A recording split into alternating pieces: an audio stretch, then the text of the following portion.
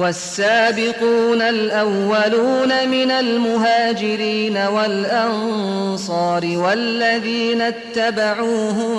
بإحسان رضي الله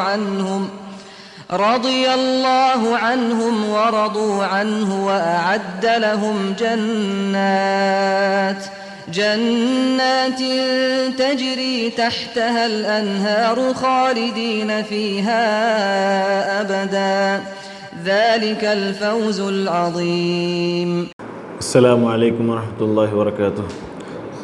إن الحمد لله نحمده ونستعينه ونستغفره ونعوذ بالله من شرور أنفسنا ومن سيئات أعمالنا من يهده الله فلا مضل له ومن يضلله فلا هادي له وأشهد أن لا إله إلا الله وحده لا شريك له وأشهد أن محمدا عبده ورسوله. يا أيها الذين آمنوا اتقوا الله حق تقاته ولا تموتن إلا وأنتم مسلمون. يا أيها الناس اتقوا ربكم الذي خلقكم من نفس واحدة وخلق منها زوجها وبث منهما رجالا كثيرا ونساء واتقوا الله الذي تساءلون به والأرحام إن الله كان عليكم رقيبا. يا أيها الذين آمنوا اتقوا الله وقولوا قولا سديدا يصلح لكم أعمالكم ويغفر لكم ذنوبكم ومن يطع الله ورسوله فقد فاز فوزا عظيما. أما بعد فإن خير الحديث كتاب الله وخير الهدي هدي محمد صلى الله عليه وسلم وشر الأمور محدثاتها وكل محدثة بدعة وكل بدعة ضلالة وكل ضلالة في النار. أعوذ بالله السميع العليم من الشيطان الرجيم من همزه ونفخه ونفثه. بسم الله الرحمن الرحيم. رب اشرح لي صدري ويسر لي أمري واحلل عقدة من لساني يفقهوا قولي. معزز سامعین، اللہ رب العزت کا بے پناہ شکر و احسان ہے کہ اس نے ہمیں اسلام کی عظیم دولت سے مالا مال کیا. درود و سلام ہو اللہ کے تمام برگزیدہ انبیاء پر، خصوصاً میرے اور آپ کے آخری نبی جناب محمد صلی اللہ علیہ وسلم پر، اور تمام صحابہ پر اور تمام سلف صالحین پر. معزز سامعین، جیسا کہ ہم گزشتہ چند دنوں سے عشرہ مبشرہ کے تعلق سے سنتے آ رہے ہیں، عشرہ مبشرہ ان 10 صحابہ کا مجموعہ ہے جنہیں دنیا میں اللہ تعالیٰ کے رسول نے جنت کی بشارت دی. تو ہم نے اس سے پہلے ابو بکر رضی اللہ عنہ اور عمر رضی اللہ عنہ کے تعلق سے آپ کے سامنے بیان کیا تھا. آج ہم آپ کے سامنے تیسرے خلیفہ راشد عثمان رضی اللہ عنہ کے تعلق سے کچھ باتیں آپ کے سامنے بیان کریں گے. عثمان رضی اللہ عنہ عشرہ مبشرہ میں تیسرے صحابی ہیں اللہ کے رسول نے جنہیں دنیا میں ہی جنت کی بشارت دی. عثمان رضی اللہ عنہ سابقون الاولون کی جماعت سے تعلق رکھتے ہیں. عثمان رضی اللہ عنہ وہ واحد صحابی ہیں جن کی زوجیت میں اللہ کے رسول صلی اللہ علیہ وسلم کی 2 بیٹیاں آئیں. رشتے میں اللہ کے رسول صلی اللہ علیہ وسلم کے داماد بھی لگتے تھے اور اس سے پہلے ان کا ایک اور رشتہ بھی تھا. عثمان رضی اللہ عنہ ان کے والد کا نام عفان تھا، اسی لیے آپ کو عثمان بن عفان رضی اللہ عنہ بھی کہا جاتا ہے. اور غنی ان کا لقب ہے اس لیے کہ اللہ تعالیٰ نے انہیں بہت مال و دولت سے نوازا تھا اور اس مال کو انہوں نے اسلام اور مسلمانوں کے لیے اللہ کی راہ میں خرچ کیا تھا، تو ان کو عثمان غنی بھی کہا جاتا ہے. آپ زندگی گزارنے کے لیے تجارت کیا کرتے تھے اور یہ وہ تجارت ایسی تھی جس میں امانت داری، دیانت داری اور راست بازی جو ہے اپنے عروج پر تھی، جس کی وجہ سے عثمان رضی اللہ عنہ کو اللہ تعالیٰ نے ان کی تجارت میں بہت ترقی عطا فرمائی اور آپ کا شمار بڑے بڑے دولت مندوں میں سے ہوتا تھا. سیدنا ابو بکر رضی اللہ عنہ نے جب اللہ کے رسول صلی اللہ علیہ وسلم کے ہاتھ اسلام قبول کیا تو ابو بکر رضی اللہ عنہ نے اپنے جو ساتھی تھے، جو دوست تھے، سلیم الفطرت جو لوگ تھے، ان کے درمیان اسلام کی دعوت کو پیش کیا. تو اس میں سے ایک آدمی تھے جن کا نام عثمان بن عفان رضی اللہ عنہ. ابو بکر رضی اللہ عنہ کی دعوت سے عثمان رضی اللہ عنہ اسلام قبول کیے. اسلام قبول کرنے کے بعد اللہ کے رسول صلی اللہ علیہ وسلم کی بیٹی رقیہ رضی اللہ عنہا سے آپ کا نکاح ہوا، لیکن اللہ تعالیٰ نے رقیہ رضی اللہ عنہا کو جنگ بدر کے دن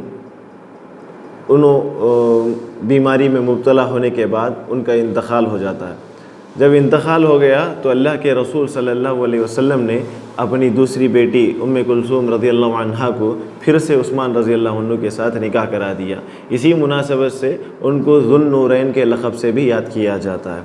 اور کچھ لوگ یہ بھی کہتے ہیں کہ روایت میں آتا ہے کہ عثمان رضی اللہ عنہ کو قرآن سے بہت محبت تھی، وہ قرآن بہت زیادہ تلاوت کرتے تھے، اکثر وقت ان کا جو ہے قرآن مجید کی تلاوت میں گزرتا تھا، اور رات میں تہجد کی عبادت بہت پابندی کے ساتھ کرتے تھے، تہجد کی نماز بہت پابندی کے ساتھ ادا کیا کرتے تھے، اور بالکل اسی طریقے سے ان کی نمازیں بہت لمبی لمبی ہوا کرتی تھیں۔ تو اس وجہ سے بھی رات کے حصے میں قرآن پڑھنا اور نفل نمازیں پڑھنا، یہ دونوں جو ہیں نور ہیں۔ قرآن پڑھنا بھی ایک قسم کا نور ہے، اور پھر اسی طریقے سے تہجد پڑھنا یہ بھی ایک قسم کا نور انسان کو عطا کرتا ہے۔ تو اس وجہ سے بھی ان کو ذو النورین کے لقب سے یاد کیا جاتا ہے۔ آپ کا خاندان، عثمان رضی اللہ عنہ کا خاندان اسلام کا بہت سخت دشمن تھا۔ جب عثمان رضی اللہ عنہ اسلام لے آئے، اسلام کے اندر داخل ہوئے، تو آپ کی قوم نے، قریش نے بہت ستایا، اور اپنے قبیلے اور قریش کی جانب سے بہت تکلیف انہیں برداشت کرنی پڑی۔ جب ان کی نکاح میں رقیہ رضی اللہ عنہا تھی تو اللہ کے رسول صلی اللہ علیہ وسلم نے چند مسلمانوں کو حبشہ یعنی ایتھوپیا کی طرف ہجرت کرنے کی اجازت دی۔ یہ اسلام کی اولین ہجرت تھی، اس لیے کہ اس زمانے میں کچھ لوگ جو ایمان لائے تھے ان کو کفار مکہ ظلم کرتے تھے، ستاتے تھے۔ تو اللہ کے رسول صلی اللہ علیہ وسلم نے ان تمام صحابہ سے کہا کہ تم اپنے ایمان کو بچانے کے لیے، امن و امان سے رہنے کے لیے تم کیا کرو، یہاں سے حبشہ چلے جاؤ۔ کیوں؟ اس لیے کہ حبشہ کا جو بادشاہ ہے وہ عیسائی ہے، اور عیسائی نرم دل ہوتے ہیں، اور اللہ کے رسول نے کہا تم اس کے ملک میں جا کر امن و امان کے ساتھ رہ سکتے ہو، وہاں ہر ایک آدمی کو اپنے اپنے مذہب پر عمل کرنے کی اجازت ہے اور چھوٹ ہے۔ تو عثمان رضی اللہ عنہ اپنی بیوی کے ساتھ یعنی رقیہ رضی اللہ عنہا اللہ کے رسول صلی اللہ علیہ وسلم کی بیٹی کے ساتھ حبشہ کی طرف ہجرت فرمائی۔ ہجرت فرمانے میں یہ پہلی جوڑی ہے جو شوہر اور بیوی مل کر حبشہ کی طرف اللہ کی راہ میں ہجرت فرمائی۔ اور اسی طریقے سے جب حبشہ کے مکے کے حالات کچھ درست ہوئے تو اللہ کے رسول صلی اللہ علیہ وسلم نے صحابہ کو پھر سے حبشہ سے واپس بلایا، تو عثمان رضی اللہ عنہ اپنی بیوی رقیہ رضی اللہ عنہا کے ساتھ مکہ واپس آتے ہیں۔ لیکن مکہ واپس آنے کے بعد کفار و مشرکین کا ظلم اور بڑھ جاتا ہے۔ بڑھنے کے بعد جب اللہ کے رسول صلی اللہ علیہ وسلم مدینے میں اسلام جب پھیلنا شروع ہو جاتا ہے، جب مسلمان جو ہے مدینے میں زیادہ ہو جاتے ہیں، مصعب بن عمیر رضی اللہ عنہ کی دعوت و تبلیغ کے نتیجے میں اور دوسرے صحابہ کے نتیجے میں، تبلیغ کے نتیجے میں، تو اللہ کے رسول فرماتے ہیں کہ سارے مسلمان مدینے کی طرف ہجرت کر جائیں۔ اور اس وقت جو ہے بہت سارے مسلمان ایک کے بعد دیگرے ہجرت کرنے پر مجبور ہو گئے اور ہجرت کر کے مدینہ پہنچ گئے۔ تو عثمان رضی اللہ عنہ کی فضیلت میں یہ چیز بھی شامل ہے کہ انہوں نے 2 مرتبہ اللہ کی راہ میں ہجرت فرمائی ہے، ایک پہلے حبشہ کی طرف یعنی ایتھوپیا کی طرف، بعد میں مدینہ کی طرف۔ اس کے بعد جو ہے مدینہ میں پہنچ گئے، اور اللہ کے رسول صلی اللہ علیہ وسلم بھی جب ہجرت کر کے مدینہ سب سے آخر میں پہنچتے ہیں تو اس کے بعد جو ہے جنگ بدر کا واقعہ پیش آتا ہے۔ میں مختصراً آپ کے سامنے بیان کرتا ہوں۔ جنگ بدر کا جب واقعہ پیش آتا ہے اس وقت جو ہے ان کی بیوی یعنی رقیہ رضی اللہ عنہا بیمار چل رہی تھیں، بیمار تھیں، تو اللہ کے رسول صلی اللہ علیہ وسلم نے عثمان رضی اللہ عنہ سے کہہ دیا کہ تم جنگ میں مت شامل ہونا، تم جو ہے اپنی بیوی کی عیادت میں، ان کی دیکھ بھال میں لگے رہنا۔ تو اس وجہ سے بدر کی لڑائی جو اسلام اور کفر کی پہلی لڑائی تھی اس میں عثمان رضی اللہ عنہ شرکت نہیں کر سکے، لیکن اللہ کے رسول صلی اللہ علیہ وسلم نے ان کا شمار جو ہے بدری صحابہ میں کرایا، اور بدر کے جنگ میں جو مال غنیمت حاصل ہوا اس میں سے کچھ حصہ عثمان رضی اللہ عنہ کو دیا گیا، اور اس بات پر امت کا اجماع اتفاق ہے کہ عثمان رضی اللہ عنہ بدری صحابی ہیں۔ کیوں؟ اس لیے کہ ان کے پاس بالکل مناسب عذر تھا، مناسب سبب تھا، مناسب ریزن تھا جس کی وجہ سے وہ جنگ میں شامل نہ ہو سکے، اس لیے کہ اللہ کے رسول صلی اللہ علیہ وسلم کی بیٹی ان کی نکاح میں تھی، ان کی دیکھ بھال کرنا، ان کی تیمارداری کرنا وہ زیادہ اہم تھا، تو اس لیے اللہ کے رسول نے خود ان کو رکوا دیا تھا۔ اور بالکل اسی طریقے سے عبداللہ بن عمر رضی اللہ عنہ بھی ان کے تعلق سے کہتے ہیں کہ بے شک جو ہے عثمان رضی اللہ عنہ بدری صحابہ میں سے شامل ہیں۔ تو بہرحال عثمان رضی اللہ عنہ، رقیہ رضی اللہ عنہ کی جنگ بدر کے دن وفات ہو جاتی ہے۔ جب مسلمانوں کے کچھ لوگ جو ہے مدینہ پہنچ کر جنگ بدر کی خوشخبری سنانے کے لیے پہنچتے ہیں تو عثمان رضی اللہ عنہ بھی اس خوشخبری کو سننے کے لیے آتے ہیں، لیکن وہ اپنی بیوی کا غم جو ہے چھپا نہیں سکے۔ تو بعد میں اللہ کے رسول کو خبر ملتی ہے کہ اللہ کے رسول ان کی بیٹی جو ہے وفات پا چکی ہیں، تو اللہ کے رسول صلی اللہ علیہ وسلم نے ان کی تجہیز و تکفین کا حکم دیا اور بعد میں ان کے لیے دعائے مغفرت فرمائی۔ اللہ کے رسول صلی اللہ علیہ وسلم کی بیٹی رقیہ رضی اللہ عنہ کے انتقال کے بعد اللہ کے رسول صلی اللہ علیہ وسلم نے عثمان رضی اللہ عنہ کو پھر سے اپنی ایک اور بیٹی ام کلثوم کو ان کے نکاح میں دیا، تو بعد میں جو ہے ان سے بہت ساری اولادیں ہوئیں۔ عثمان رضی اللہ عنہ کی والدہ مسلمان تھیں، لیکن عثمان رضی اللہ عنہ کے والد کفر کی حالت میں انتقال کر چکے تھے۔ تو بہرحال عثمان رضی اللہ عنہ ان کے تعلق سے جب بھی ہم بات کرتے ہیں، ایک چیز بہت اہم چیز ہم آپ کے سامنے بتاتے ہیں، وہ یہ ہے کہ عثمان رضی اللہ عنہ کی حیا سب کے لیے مثال ہے۔ ان کی حیا اتنی زبردست تھی، اتنے شرمیلے تھے کہ فرشتے شرماتے تھے۔ ہم بہت سارے واقعات انشاءاللہ آگے آپ کو اس کا تذکرہ کریں گے۔ تو بہرحال عثمان رضی اللہ عنہ نے اللہ کے رسول صلی اللہ علیہ وسلم کے بعد اللہ کے رسول صلی اللہ علیہ وسلم کے ساتھ جتنی جنگیں ہوئی، جنگ بدر کے بعد ان تمام جنگوں میں اللہ کے رسول صلی اللہ علیہ وسلم کا ساتھ دیا، اور جب اللہ کے رسول صلی اللہ علیہ وسلم اس دنیا سے وفات فرما چکے تھے تو اس کے بعد انہوں نے مکمل ابو بکر رضی اللہ عنہ کی اطاعت و فرما برداری کی، اور جب ابو بکر رضی اللہ عنہ انتقال کر چکے تو عمر رضی اللہ عنہ کی انہوں نے مکمل 10 سال یا 11 سال جو ہے ان کی مکمل اطاعت و فرما برداری کی، اور کبھی جو ہے خلیفے کی نافرمانی نہیں کی، نہ انہوں نے اپنی زندگی میں اللہ کے رسول کی نافرمانی کی، اور نہ انہوں نے خلافت راشدہ کے جو 12 یا 13 سال تھے اس میں نہ کسی دوسرے صحابہ کی خلاف ورزی کی۔ اور عثمان رضی اللہ عنہ بہت سخی دل کے تھے، بہت زیادہ سخاوت کرتے تھے۔ اللہ تعالیٰ نے ان کو جو مال دیا تھا اس مال کو انہوں نے لوگوں تک پہنچنے سے نہیں روکا، بلکہ وہ لوگوں پر خوب خرچ کرتے تھے۔ اسلام اور مسلمانوں کے لیے ہمیشہ اپنے دامن کو انہوں نے کھلا رکھا۔ اور بالکل اسی طریقے سے عثمان رضی اللہ عنہ ان کی جو مال میں برکت تھی اس کا سبب یہ بھی تھا کہ وہ اللہ کی راہ میں بہت زیادہ خرچ کرتے تھے۔ تو ہم ان تمام واقعات سے ہم کو بھی یہ سمجھنا چاہیے کہ اللہ تعالیٰ نے جو ہمیں مال دیا ہے وہ ہماری ضرورت کے ساتھ ساتھ لوگوں کی ضرورت پوری کرنے کے لیے بھی ہے۔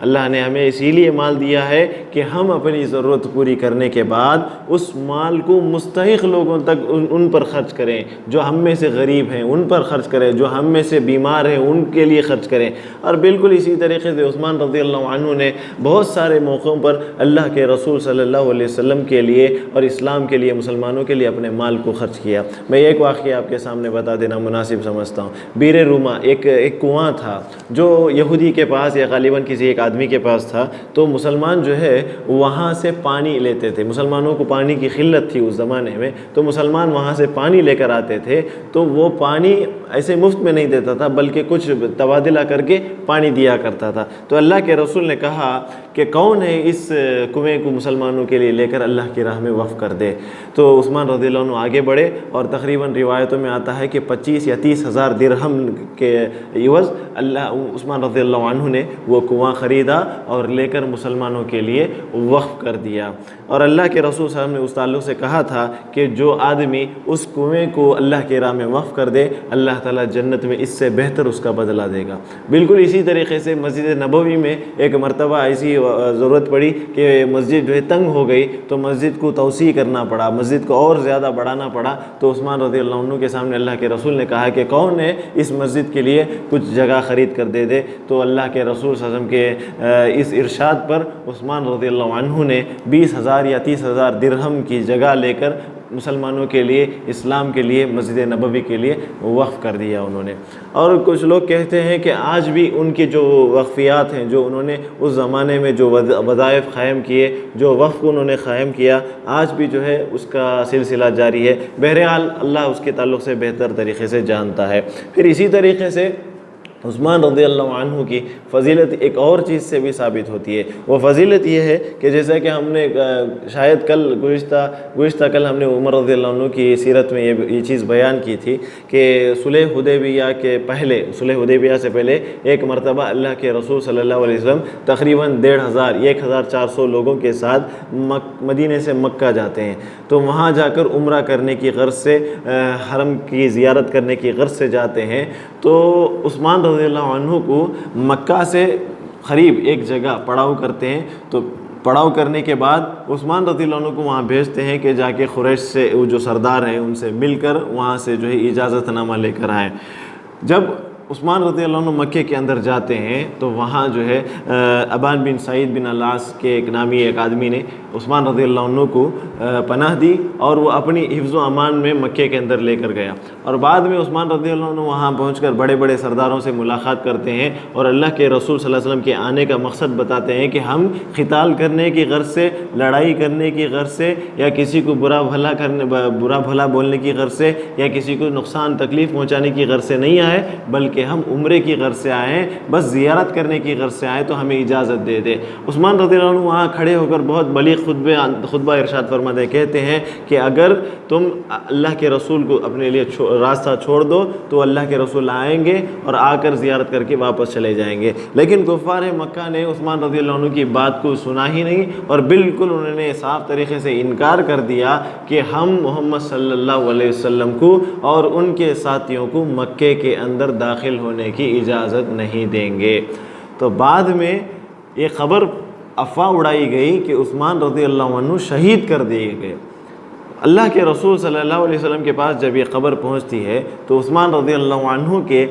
جو قتل ہوئے تو اس کا بدلہ لینے کے لیے اللہ کے رسول صلی اللہ علیہ وسلم نے وہاں جو صحابہ تھے ان سے بیعت لی۔ اس بیعت کو بیعت رضوان کہا جاتا ہے۔ اس کا تذکرہ خود قرآن مجید میں اللہ تعالیٰ نے سورہ فتح میں آیت نمبر 48 میں فرمایا، لَقَدْ رَضِيَ اللَّهُ عَنِ الْمُؤْمِنِينَ إِذْ يُبَايِعُونَكَ تَحْتَ الشَّجَرَةِ فَعَلِمَ مَا فِي قُلُوبِهِمْ فَأَنزَلَ السَّكِينَةَ عَلَيْهِمْ وَأَثَابَهُمْ فَتْحًا قَرِيبًا۔ اے نبی صلی اللہ علیہ وسلم، اللہ ایمان لانے والوں سے راضی ہو گیا جب وہ آپ پر درخت کے نیچے بیعت کر رہے تھے۔ اللہ نے ان کے دلوں کا خلوص دیکھ کر ان پر سکینت اور تسلی اتاری اور انہیں انعام میں ایک قریبی فتح عطا فرمائی۔ تو بتانے کا مقصد کیا ہے کہ اس زمانے میں، اس دور میں مسلمان جو ہے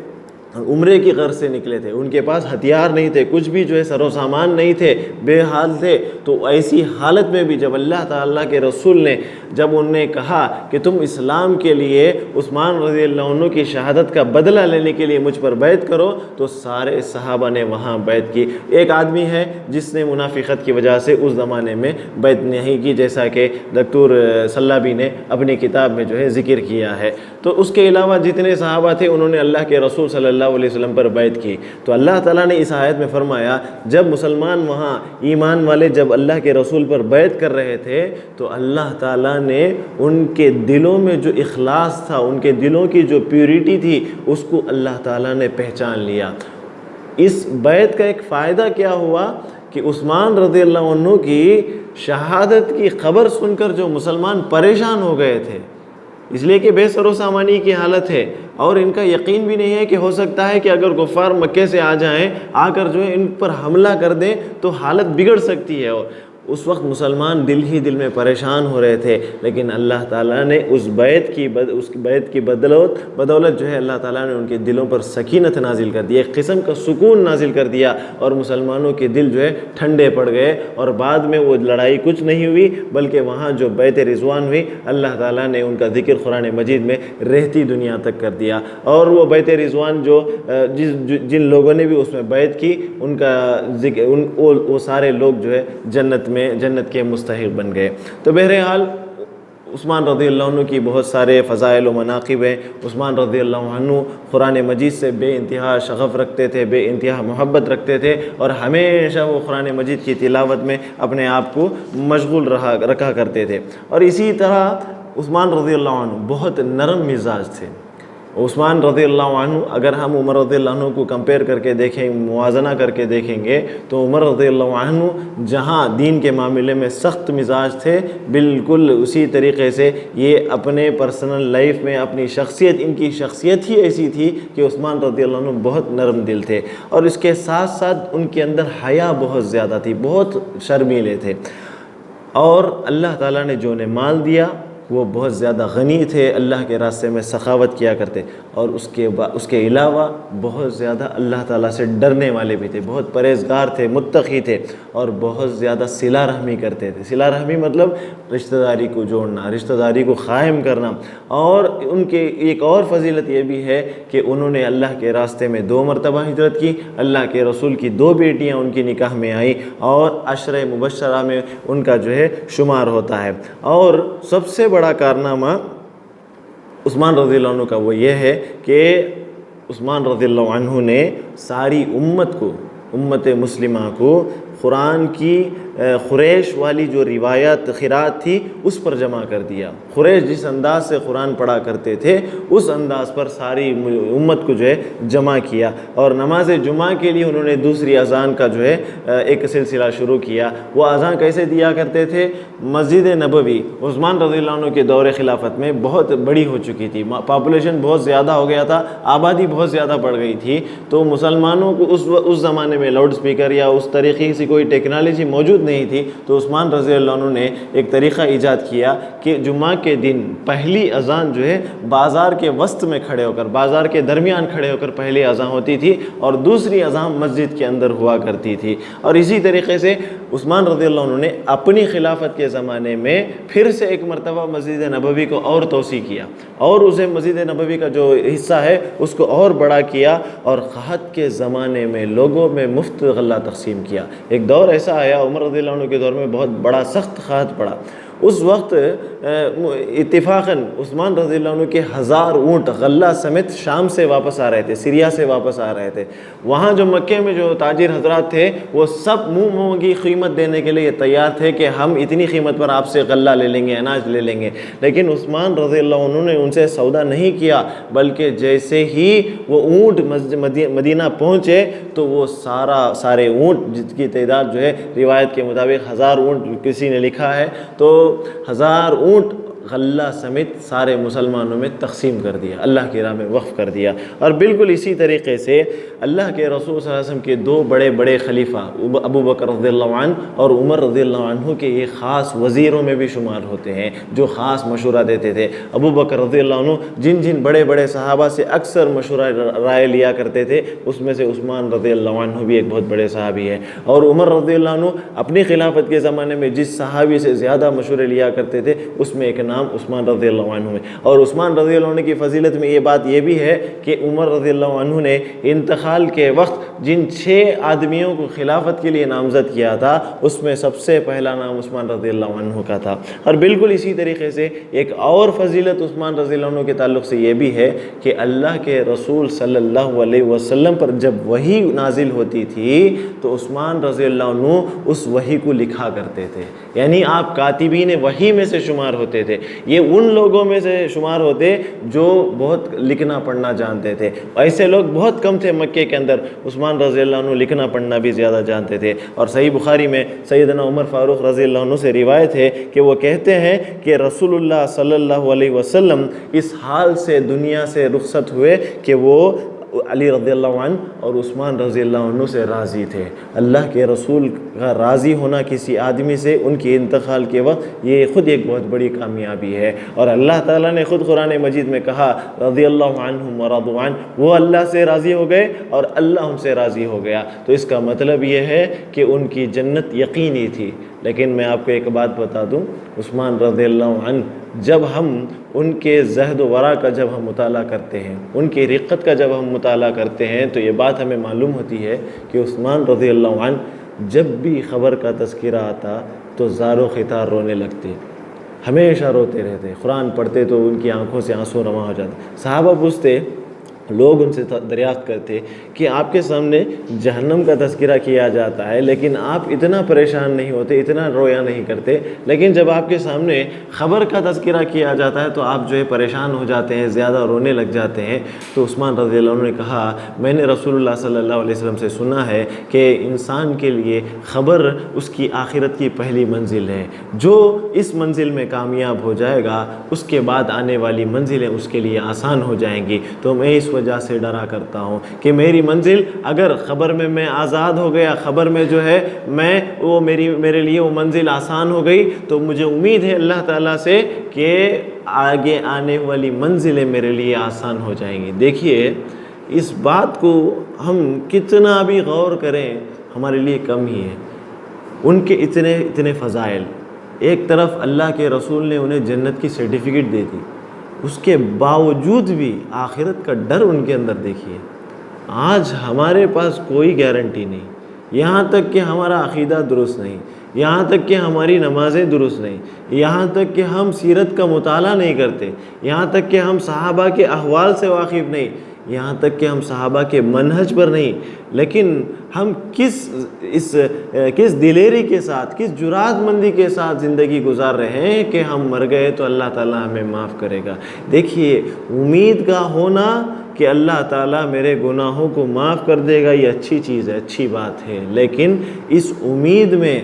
بہت زیادہ آگے نکل جانا، حد سے زیادہ نکل جانا، یہ انسان کے لیے خطرہ ثابت ہو سکتا ہے۔ اور ایک بندے کے لیے سب سے بہتر ایمان یہ ہے کہ وہ امید اور خوف کے درمیان رہے، اسے یہ امید بھی ہو کہ اللہ تعالیٰ میرے گناہ کو معاف کر کے جنت کو بھیج دے گا، اور اسے خوف بھی ہمیشہ لاحق رہے کہ کہیں اللہ تعالیٰ نے میرے گناہوں کو پکڑ لیا تو پھر میرا شمار جہنم میں سے ہوگا، جہنمیوں سے میرا شمار ہوگا۔ تو یہ امید بھی ہونی چاہیے کہ مجھے اللہ تعالیٰ جنت بھیجے گا، اور یہ امید بھی، یہ خوف بھی ہونا چاہیے کہ اگر میرے اعمال کو اللہ تعالیٰ نے برباد کر دیا تو میں جہنم کا مستحق بن جاؤں گا۔ تو یہ چیز صحابہ کے درمیان اگر آپ دیکھیں گے بہت زیادہ پائی جاتی تھی۔ صحابہ اللہ کے رسول صلی اللہ علیہ وسلم کی زبان سے جنت کی بشارت سننے کے باوجود خود عثمان رضی اللہ عنہ کے تعلق سے آتا ہے کہ جب وہ اللہ کی خشیت سے رونے لگتے تو ان کی داڑھی تر ہو جاتی۔ اور آپ یاد رکھیں صحابہ میں سے، اکثر روایتوں کے مطابق صحابہ میں سے سب سے زیادہ گھنی اور لمبی داڑھی جس کی تھی وہ عثمان رضی اللہ عنہ تھی، بہت لمبی داڑھی تھی اور بہت گھنی داڑھی تھی۔ اور اگر آپ دیکھیں گے ان کی شہادت کا جو واقعہ ہوا اس میں جب بلوائیوں نے ان کو قتل کیا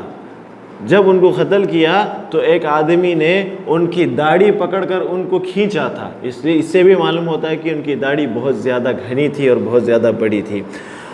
آپ رضی اللہ عنہ کے فضائل اگر ہم بیان کرنے لگیں تو بہت زیادہ بیان کر سکتے ہیں، لیکن ہم آپ کو مشورہ دیں گے کہ آپ اس تعلق سے اور زیادہ جاننا چاہتے ہیں تو دکتور علی صلابی کی کتاب ہے عثمان رضی اللہ عنہ کے تعلق سے، آپ اس کتاب کا مطالعہ ضرور فرمائیں۔ اور بالکل اسی طریقے سے ہے عثمان رضی اللہ عنہ کی ایک فضیلت یہ بھی ہے کہ عثمان رضی اللہ عنہ نے اپنی زندگی میں 2 مرتبہ اللہ کی راہ میں ہجرت فرمائی۔ اور بالکل اسی طریقے سے مناسک حج یعنی حج کی جو تعلیمات تھیں اس تعلق سے عثمان رضی اللہ عنہ بہت زیادہ علم رکھا کرتے تھے۔ اور عثمان رضی اللہ عنہ کی ایک فضیلت یہ بھی ہے کہ آپ وہ 4ویں مسلمان ہیں جنہوں نے اسلام کو قبول کیا۔ ابو بکر رضی اللہ عنہ کے بعد، اس کے بعد جو 2 صحابہ ہیں، اس کے بعد اسلام قبول کرنے والے عثمان رضی اللہ عنہ، یعنی بہت پہلے انہوں نے اسلام قبول کیا، السابقون الاولون۔ عثمان رضی اللہ عنہ کے ایمان لانے سے قبل صرف 3 لوگ مسلمان ہوئے تھے، اس میں علی رضی اللہ عنہ جو نوجوان لڑکوں میں، عورتوں میں خدیجہ رضی اللہ عنہا اور ابو بکر رضی اللہ عنہ نوجوان ادھیڑ عمر کے لوگوں میں،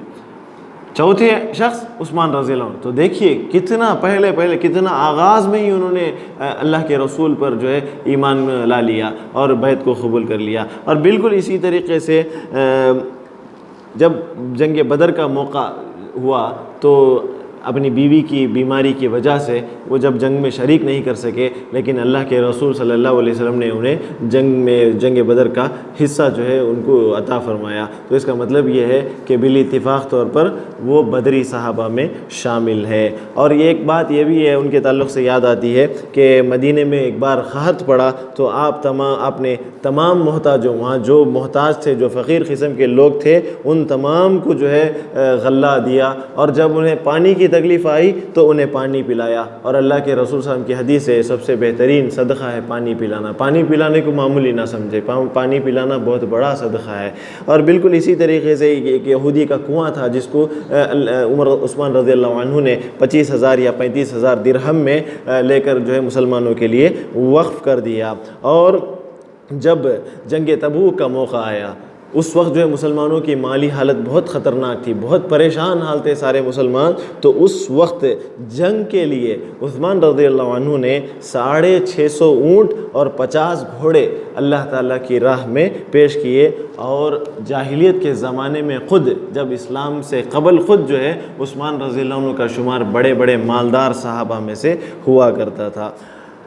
عثمان رضی اللہ عنہ کی داڑھی بہت لمبی تھی اور رنگت میں جو ہے سرخی مائل ان کی رنگت تھی، گورے، اور بالکل جو ہے ان کی رنگت میں جو ہے سرخی جو ہے شامل تھی، پنڈلیاں بھری بھری اور ہاتھ لمبے لمبے تھے، جسم پر بال تھے، سر کے بال گھنگریالے قسم کے تھے، اور دونوں شانوں میں جو ہمارے کندھے ہوتے ہیں ان میں زیادہ فاصلہ تھا، اور دانت بہت خوبصورت تھے، کنپٹی کے بال جو ہے بہت نیچے تک آئے ہوئے تھے۔ عبداللہ کا قول ہے کہ میں نے سیدنا عثمان رضی اللہ عنہ سے زیادہ حسین و خوبصورت کسی مرد و عورت کو نہیں دیکھا، بہت حسین و خوبصورت تھے۔ اور بالکل سیدنا عمر فاروق رضی اللہ عنہ نے جب اپنی جان کنی کے عالم میں جن 6 صحابہ کا نام لیا اس میں سے عثمان رضی اللہ عنہ بھی شامل تھے۔ آئیے ہم ان کے تعلق سے کچھ اور فضائل آپ کے سامنے بیان کرتے ہیں۔ ابو موسیٰ اشعری رضی اللہ عنہ سے روایت ہے کہ میں رسول اللہ صلی اللہ علیہ وسلم کے ساتھ مدینے کے ایک باغ میں بیٹھا تھا، اتنے میں ایک شخص آیا اور دروازہ کھولنا چاہا۔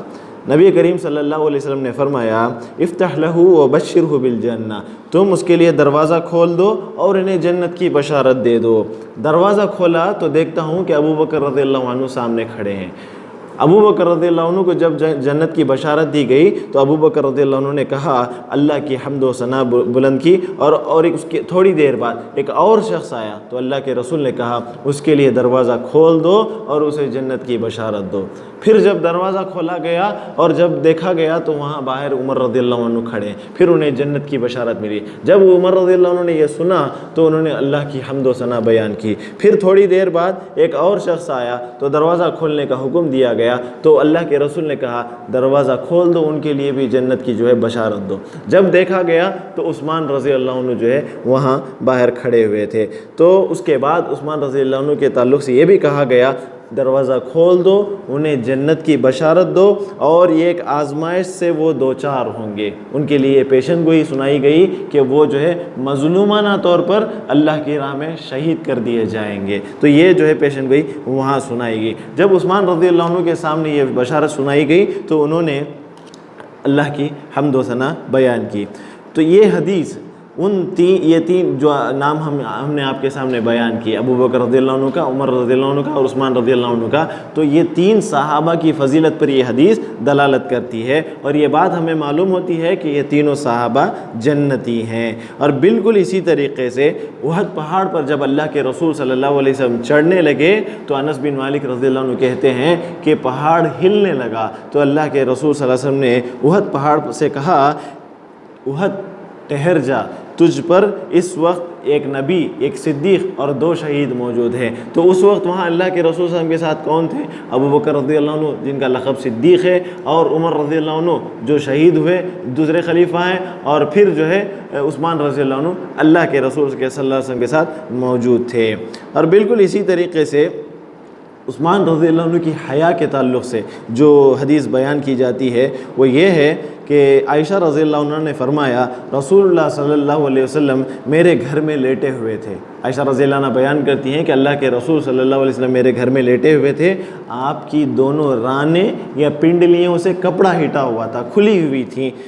تو ابو بکر رضی اللہ عنہ اس وقت آتے ہیں اور آنے کی اجازت مانگتے ہیں۔ اللہ کے رسول صلی اللہ علیہ وسلم نے کچھ حرکت نہیں کی، انہیں اجازت دے دی۔ ابو بکر رضی اللہ عنہ آئے، اللہ کے رسول سے اپنی ضرورت بیان کی، بات کی اور واپس چلے گئے۔ کچھ دیر بعد اللہ کے رسول صلی اللہ علیہ وسلم ویسی ہی حالت میں ہیں، عمر رضی اللہ عنہ آتے ہیں، وہ آ کر بات کرتے ہیں، اللہ کے رسول سے مل کر چلے جاتے ہیں۔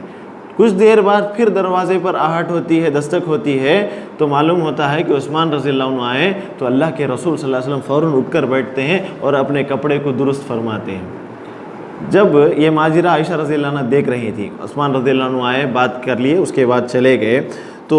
عثمان رضی اللہ عنہ کے جانے کے بعد عائشہ رضی اللہ عنہ نے اللہ کے رسول صلی اللہ علیہ وسلم سے پوچھا، اے اللہ کے رسول، ابو بکر رضی اللہ عنہ آئے، آپ نے کوئی حرکت نہیں کی، اور عمر رضی اللہ عنہ آئے، آپ نے کوئی پرواہ نہیں کی، لیکن عثمان رضی اللہ عنہ آئے تو آپ اپنے اٹھ کر بیٹھ گئے اور اپنے کپڑوں کو درست فرما لیا، تو کیا بات ہے؟ اللہ کے رسول صلی اللہ علیہ وسلم نے کہا، الا استحی من رجل تستحی منہ الملائکہ، کیا میں اس شخص سے شرم نہ کروں جس کی حیا سے فرشتے شرماتے ہیں؟ یعنی ان کی حیا اتنی زیادہ تھی کہ فرشتے ان سے جو ہے شرماتے تھے، تو یہ ان کے لیے بہت بڑی فضیلت کی بات ہے۔ اور بالکل اسی طریقے سے اللہ کے رسول صلی اللہ علیہ وسلم کی ایک اور حدیث ہے، انس بن مالک رضی اللہ عنہ سے روایت ہے کہ میری امت میں سب سے زیادہ رحم دل ابو بکر رضی اللہ عنہ ہے، اور اللہ کے دین کے لیے سب سے زیادہ سخت عمر رضی اللہ عنہ ہے، اور سب سے سچے حیادار عثمان رضی اللہ عنہ ہے، اور حلال و حرام کے سب سے بڑے عالم معاذ بن جبل رضی اللہ عنہ ہے، اور کتاب الہی یعنی قرآن مجید کے سب سے بڑے حافظ ابی بن کعب رضی اللہ عنہ ہے، اور فرائض کے تعلق سے سب سے زیادہ جاننے والے عالم زید بن ثابت رضی اللہ عنہ ہے، اور ہر امت کا ایک امین ہوتا ہے، اس امت کا امین ابو عبیدہ بن الجراح رضی اللہ عنہ ہے۔ یہ حدیث خود عثمان رضی اللہ عنہ کی فضیلت پر دلالت کرتی ہے۔ عثمان رضی اللہ عنہ جب خلافت کر چکے تو اس زمانے میں جو ہے بلوائیوں کا فتنہ شروع ہوا۔ عبداللہ بن سبا جو کہ یہودی تھا، اس نے آ کر عثمان رضی اللہ عنہ پر طرح طرح کے الزامات لگائے۔ وہ بظاہر حال میں اسلام کو قبول کر کے مسلمانوں کے ساتھ رہنے لگا تھا، لیکن اس کے اندر یہودیت ایسے ہی باقی تھی۔ بعد میں چل کر اسی نے شیعہ فرقے کی بنیاد ڈالی، جو آج ہم رافضی یا شیعہ کے نام سے جو ہم جانتے ہیں، وہی اس کا بانی ہے، وہی اس کا مؤسس ہے۔ یعنی یہاں یہ بات معلوم ہوتی ہے کہ شیعہ کی بنیاد ڈالنے والے یہودی ہیں، ان کا جو دین ہے اس کا ماخذ، اس کا مصدر یہودیت کی تعلیمات پر مبنی ہے۔ اور بالکل اسی طریقے سے ام المومنین عائشہ رضی اللہ عنہ کے تعلق سے عائشہ رضی اللہ عنہ ایک روایت بیان کرتی ہیں کہ رسول اللہ صلی اللہ علیہ وسلم نے فرمایا، میرے بعض صحابہ کو بلاؤ۔ میں نے عرض کیا ابو بکر رضی اللہ عنہ کو؟ آپ صلی اللہ علیہ وسلم نے فرمایا نہیں۔ میں نے کہا عثمان رضی اللہ عنہ کو؟ آپ صلی اللہ علیہ وسلم نے فرمایا ہاں۔ جب عثمان رضی اللہ عنہ تشریف لے آئے تو آپ صلی اللہ علیہ وسلم نے مجھ سے فرمایا تم یہاں سے ہٹ جاؤ۔ پھر آپ صلی اللہ علیہ وسلم ان سے سرگوشیاں کرنے لگے اور عثمان رضی اللہ عنہ کا رنگ بدلنے لگا۔ جب آپ گھر میں محصور کر دیے گئے، ہم نے عرض کیا یا امیر المومنین آپ ان سے قتال نہیں کریں گے؟ فرمایا نہیں، کیونکہ رسول اللہ صلی اللہ علیہ وسلم نے مجھ سے ایک وعدہ لیا ہے کہ میں اس وعدے پر ڈٹا رہوں گا۔ اور بالکل اسی طریقے سے ام المومنین عائشہ رضی اللہ عنہ کہتی ہیں کہ رسول اللہ صلی اللہ علیہ وسلم نے ایک مرتبہ عثمان رضی اللہ عنہ کو بلایا۔ جب وہ تشریف لے آئے تو اللہ کے رسول صلی اللہ علیہ وسلم ان کی طرف متوجہ ہوئے اور کہا، جب ہم نے دیکھا کہ ہم خواتین ایک دوسرے کی طرف متوجہ ہو گئیں، ہم نے دیکھا کہ رسول اللہ صلی اللہ علیہ وسلم نے عثمان رضی اللہ عنہ کے دونوں کندھوں کے درمیان اپنے ہاتھ کو رکھا، اپنے دستے مبارک رکھا، اور آخری بات 3 بار یہ فرمایا کہ اے عثمان، امید ہے کہ اللہ تعالیٰ تمہیں خمیس خلافت پہنائے گا۔ خمیس پہنائے گا، وہاں خمیس سے مراد خلافت ہے۔ پس اگر منافقین اسے تم سے اتروانا چاہیں، اسے چھیننا چاہیں تو مت اتارنا یہاں تک کہ تم مجھ سے جنت میں ملنا۔ اس روایت کی جو ہے سند جو ہے باقاعدہ صحیح ہے۔ عثمان رضی اللہ عنہ کی ان کی جو تقوی اور خشیت الہی کا جو اہتمام تھا وہ پڑھنے سے اور دیکھنے سے تعلق رکھتا ہے۔ وہ بہت زیادہ اللہ تعالیٰ سے ڈرا کرتے تھے، اللہ تعالیٰ کی خشیت ان کے دل میں کوٹ کوٹ کر بھری ہوئی تھی، اور جب بھی قرآن پڑھتے تو ان کی آنکھوں سے جو ہے آنسو رواں ہو جاتے۔ قرآن کی آیتیں ان پر جو ہے ان کو سمجھ میں آتی، اس پر تدبر کرتے، اور یہاں تک کہ ان کے تعلق سے یہ بھی کہا جاتا ہے کہ بغیر تدبر کیے ہوئے کسی ایک آیت کو سمجھے بنا دوسری آیت کو نہیں پڑھا کرتے تھے۔ اور بالکل ان کے تعلق سے یہ بھی آتا ہے کہ جب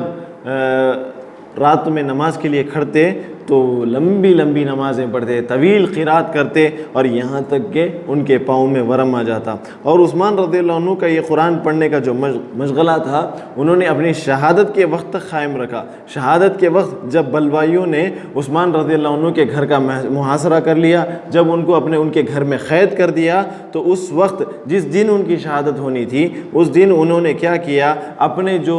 غلام تھے ان کے پاس ان تمام کو آغاز کیا، نہایا، غسل کیا، اور اچھے کپڑے اٹھا کر پہنے، اور پھر جو ہے اس کے بعد قرآن کی تلاوت کرنے بیٹھ گئے۔ جب قرآن کی تلاوت کر رہے تھے، سورہ بقرہ کی جب اس آیت پر پہنچے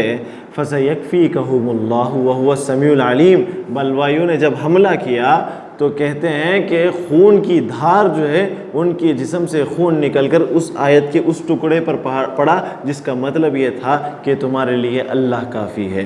کہتے ہیں کہ قرآن آج بھی ترکی کے میوزیم میں موجود ہے۔ عثمان رضی اللہ عنہ کے دور خلافت کا ایک سب سے بڑا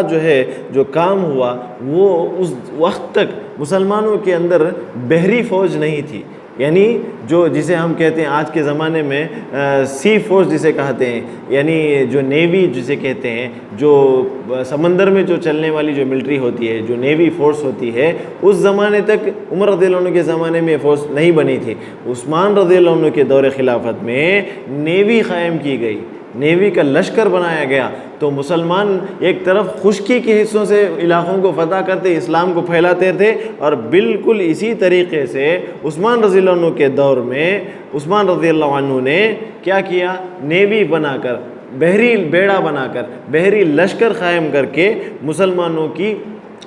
شان و طاقت کو اور بڑھاوا دیا، اور بہت سارے علاقے مسلمانوں کے فتح ہوئے۔ عثمان رضی اللہ عنہ کے جو خطبات ہیں، ان کی حکمتیں، ان کی جو باتیں ہیں، اس کے تعلق سے ہم آپ کے سامنے ایک بیان کرتے ہیں۔ قیامت کے تعلق سے، قیامت کی تیاری کے تعلق سے انہوں نے ایک مرتبہ خطبہ دیا۔ حسن بصری رحمہ اللہ فرماتے ہیں کہ عثمان بن عفان رضی اللہ عنہ نے خطبہ دیا، پہلے اللہ کی حمد و ثنا بیان کی، پھر فرمایا لوگو اللہ کا تقوی اختیار کرو، یقیناً اللہ کا تقوی سب سے بڑی غنیمت ہے، اور لوگوں میں سب سے بڑا ہوشیار آدمی وہ ہے جو اپنے نفس کو اپنے تابع کر لے، یعنی نفس کے تابع وہ نہ ہو جائے بلکہ اپنے نفس کو اپنے کنٹرول میں، اپنے قابو میں کر لے، اور موت کے بعد آنے والی زندگی کے لیے کام کرے۔ دیکھیے کتنی بہترین بات بتا رہے ہیں، دنیا کے لیے کام نہیں کرنا ہے بلکہ دنیا کے بعد جو اصل زندگی ہے، قبر کی زندگی، آخرت کی زندگی، اس کے تعلق سے کوشش کرنی ہے۔ اور ایک بات بتاتے ہیں کہ قبر کی تاریکیوں کے لیے اللہ کا نور حاصل کر لے، قبر کی تاریکیوں سے بچنے کے لیے اللہ کا نور حاصل کر لے۔ مطلب کیا ہے کہ تم نیک اعمال کے ذریعے سے کچھ عمل اپنے نام کر لو، اور یہ کہتے ہیں کہ بندے کو ڈرنا چاہیے کہ کہیں اسے قیامت کے دن اندھا نہ اٹھایا جائے، حالانکہ وہ دنیا میں بینا تھا۔ حکیم شخص کے لیے جامع کلمات کافی ہیں، بہرا دور سے پکارا جاتا ہے، جان لو اللہ جس کے ساتھ ہو وہ کسی سے نہیں ڈرتا، اور جس کے خلاف اللہ ہو وہ اللہ کے بعد کس سے امیدیں باندھ سکتا ہے۔ عثمان رضی اللہ عنہ سے ایک اور حدیث بھی روایت ہے کہ رسول اللہ صلی اللہ علیہ وسلم نے فرمایا قیامت کے دن بے سینگ جانور کو سینگ والے جانور سے بدلہ دلایا جائے گا۔ بالکل اسی طریقے سے اخلاق کے تعلق سے عثمان رضی اللہ عنہ فرماتے ہیں اللہ کی قسم یقیناً سفر میں، حضر میں رسول اللہ صلی اللہ علیہ وسلم کے ہم ساتھ تھے، آپ صلی اللہ علیہ وسلم ہمارے مریضوں کی عیادت فرماتے، ہمارے جنازوں کی تجہیز و تکفین میں شرکت فرماتے، ہمارے ساتھ جہاد کرتے، اور خلیل و کثرب کے ساتھ ہماری غمخواری فرماتے۔ کچھ لوگ اسے ہمیں سکھاتے، حالانکہ ان میں سے کسی نے آپ صلی اللہ علیہ وسلم کو کبھی دیکھا بھی نہیں ہوگا۔ ان کی زبان سے جو حکمت کی باتیں نکلی، جو کوٹس جسے ہم کہتے ہیں اقوال زرعی جو نکلے، انہوں نے کہا اگر ہمارے دل پاک ہوتے تو ہم اپنے رب کے کلام سے آسودہ نہ ہوتے۔ اور ایک جگہ فرمایا جب بھی کوئی شخص راز کی باتیں چھپاتا ہے تو اللہ تعالیٰ اس کے چہرے کے آثار اور زبان کی لغزشوں سے اس کو نمایاں کر دیتا ہے۔ ایک مرتبہ وہ فرماتے ہیں یقیناً اللہ تعالیٰ سلطان کے ذریعے سے کچھ چیزوں کو میٹ دیتا ہے جو قرآن کے ذریعے سے نہیں میٹتا۔ پھر ایک بار کہا دنیا کے تعلق سے آپ دنیا کو کوئی حیثیت نہیں دیتے تھے، تو فرماتے ہیں کہ دنیا کی فکر دل میں ظلمت و تاریکی کو بڑھاتی ہے اور آخرت کی فکر دل میں نور اور روشنی کو بڑھاتی ہے۔ ایک مرتبہ کہتے ہیں کہ حاسد کے سلسلے میں، جو آدمی حسد کرتا ہے، حاسد کے سلسلے میں تمہارے لیے اتنا کافی ہے کہ جب تم خوش ہوتے ہو تو وہ تم سے غمگین ہوتا ہے، یعنی تمہاری خوشی اس سے برداشت نہیں ہوتی۔ اور ایک مرتبہ فتنے کے ایام میں فرمایا میں اللہ سے مغفرت کا طالب ہوں، اگر میں نے ظلم کیا ہے اور اگر مجھ پر ظلم کیا گیا ہے تو میں نے معاف کر دیا۔ آپ کی حکمت اور موعظت کی باتوں میں یہ بات بھی شامل ہے کہ یقیناً ہر چیز کے لیے آفت ہے اور ہر نعمت کے لیے زوال ہے، اور یقیناً اس دین کی آفت اور اس نعمت کا زوال عیب ہے۔ تمہاری پسندیدہ چیزوں کو ظاہر کرتے ہیں اور تمہاری ناپسندیدہ چیزوں کو چھپاتے ہیں۔ عبداللہ بن زبیر رضی اللہ عنہ جب افریقہ کو فتح کر کے مدینہ پہنچے تو عثمان رضی اللہ عنہ نے انہیں خطاب کرنے کا حکم دیا اور فرمایا، اور جب وہ عبداللہ بن زبیر رضی اللہ عنہ اپنے خطاب سے فارغ ہوئے تو عثمان رضی اللہ عنہ نے فرمایا خواتین سے شادیاں ان کے آبا و اجداد اور ان کے بھائیوں کو دیکھ کر کیا کرو، اور میں نے ابو بکر صدیق رضی اللہ عنہ کی اولاد میں اس نوجوان سے زیادہ ان کے مشابہ نہیں پایا۔ تو بتانے کا مقصد یہ ہے، عثمان رضی اللہ عنہ کہتے ہیں جب تم کسی عورت سے نکاح کرو تو اس کے خاندان والوں کے تعلق سے مکمل طریقے سے جان لو، اس کے بھائیوں کے تعلق سے مکمل طریقے سے جان لو۔ اگر ہم اس قول کو آج کے زمانے میں دیکھیں تو ہم میں سے کتنے لوگ ایسے ہوتے ہیں جو شادی کے بعد پریشان ہوتے ہیں، ہم میں سے کتنے لوگ ایسے ہیں جو شادی کے بعد اپنے بیوی کے جو بھائی ہوتے ہیں جسے ہم سالہ کہتے ہیں، سالے سے کتنی پریشانیاں ہمیں اٹھانی پڑتی ہیں۔ ہمارے میں سے کتنے لوگ ایسے ہیں جو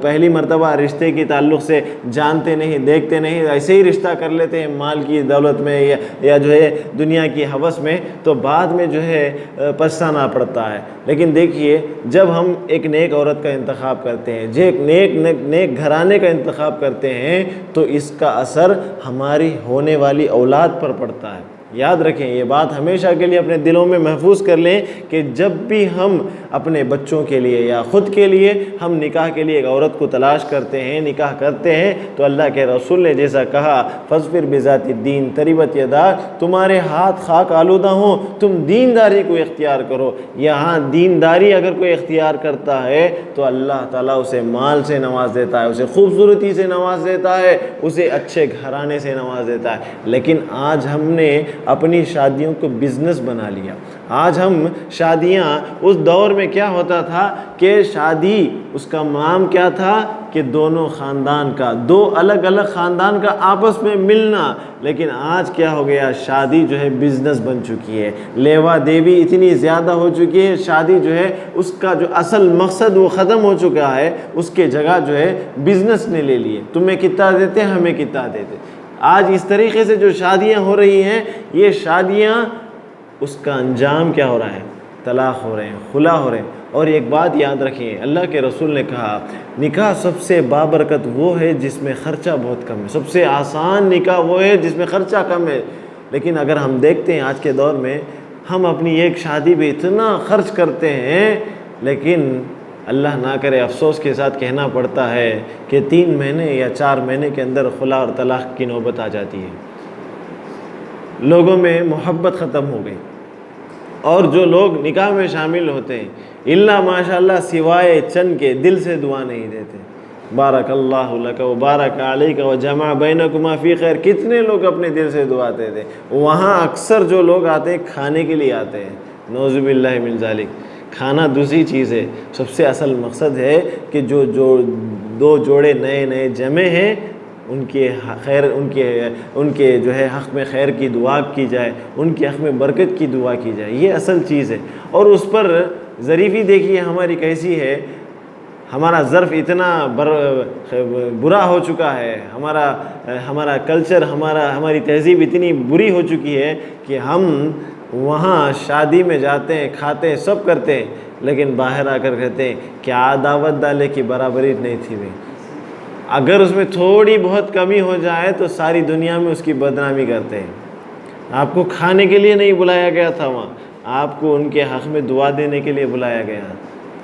یہ اصل مقصد ہے نکاح کا۔ وہاں جا کر، اور کتنے خاندان ایسے ہیں رخے میں نام نہیں آیا تو رشتہ داری کٹ جاتی ہے۔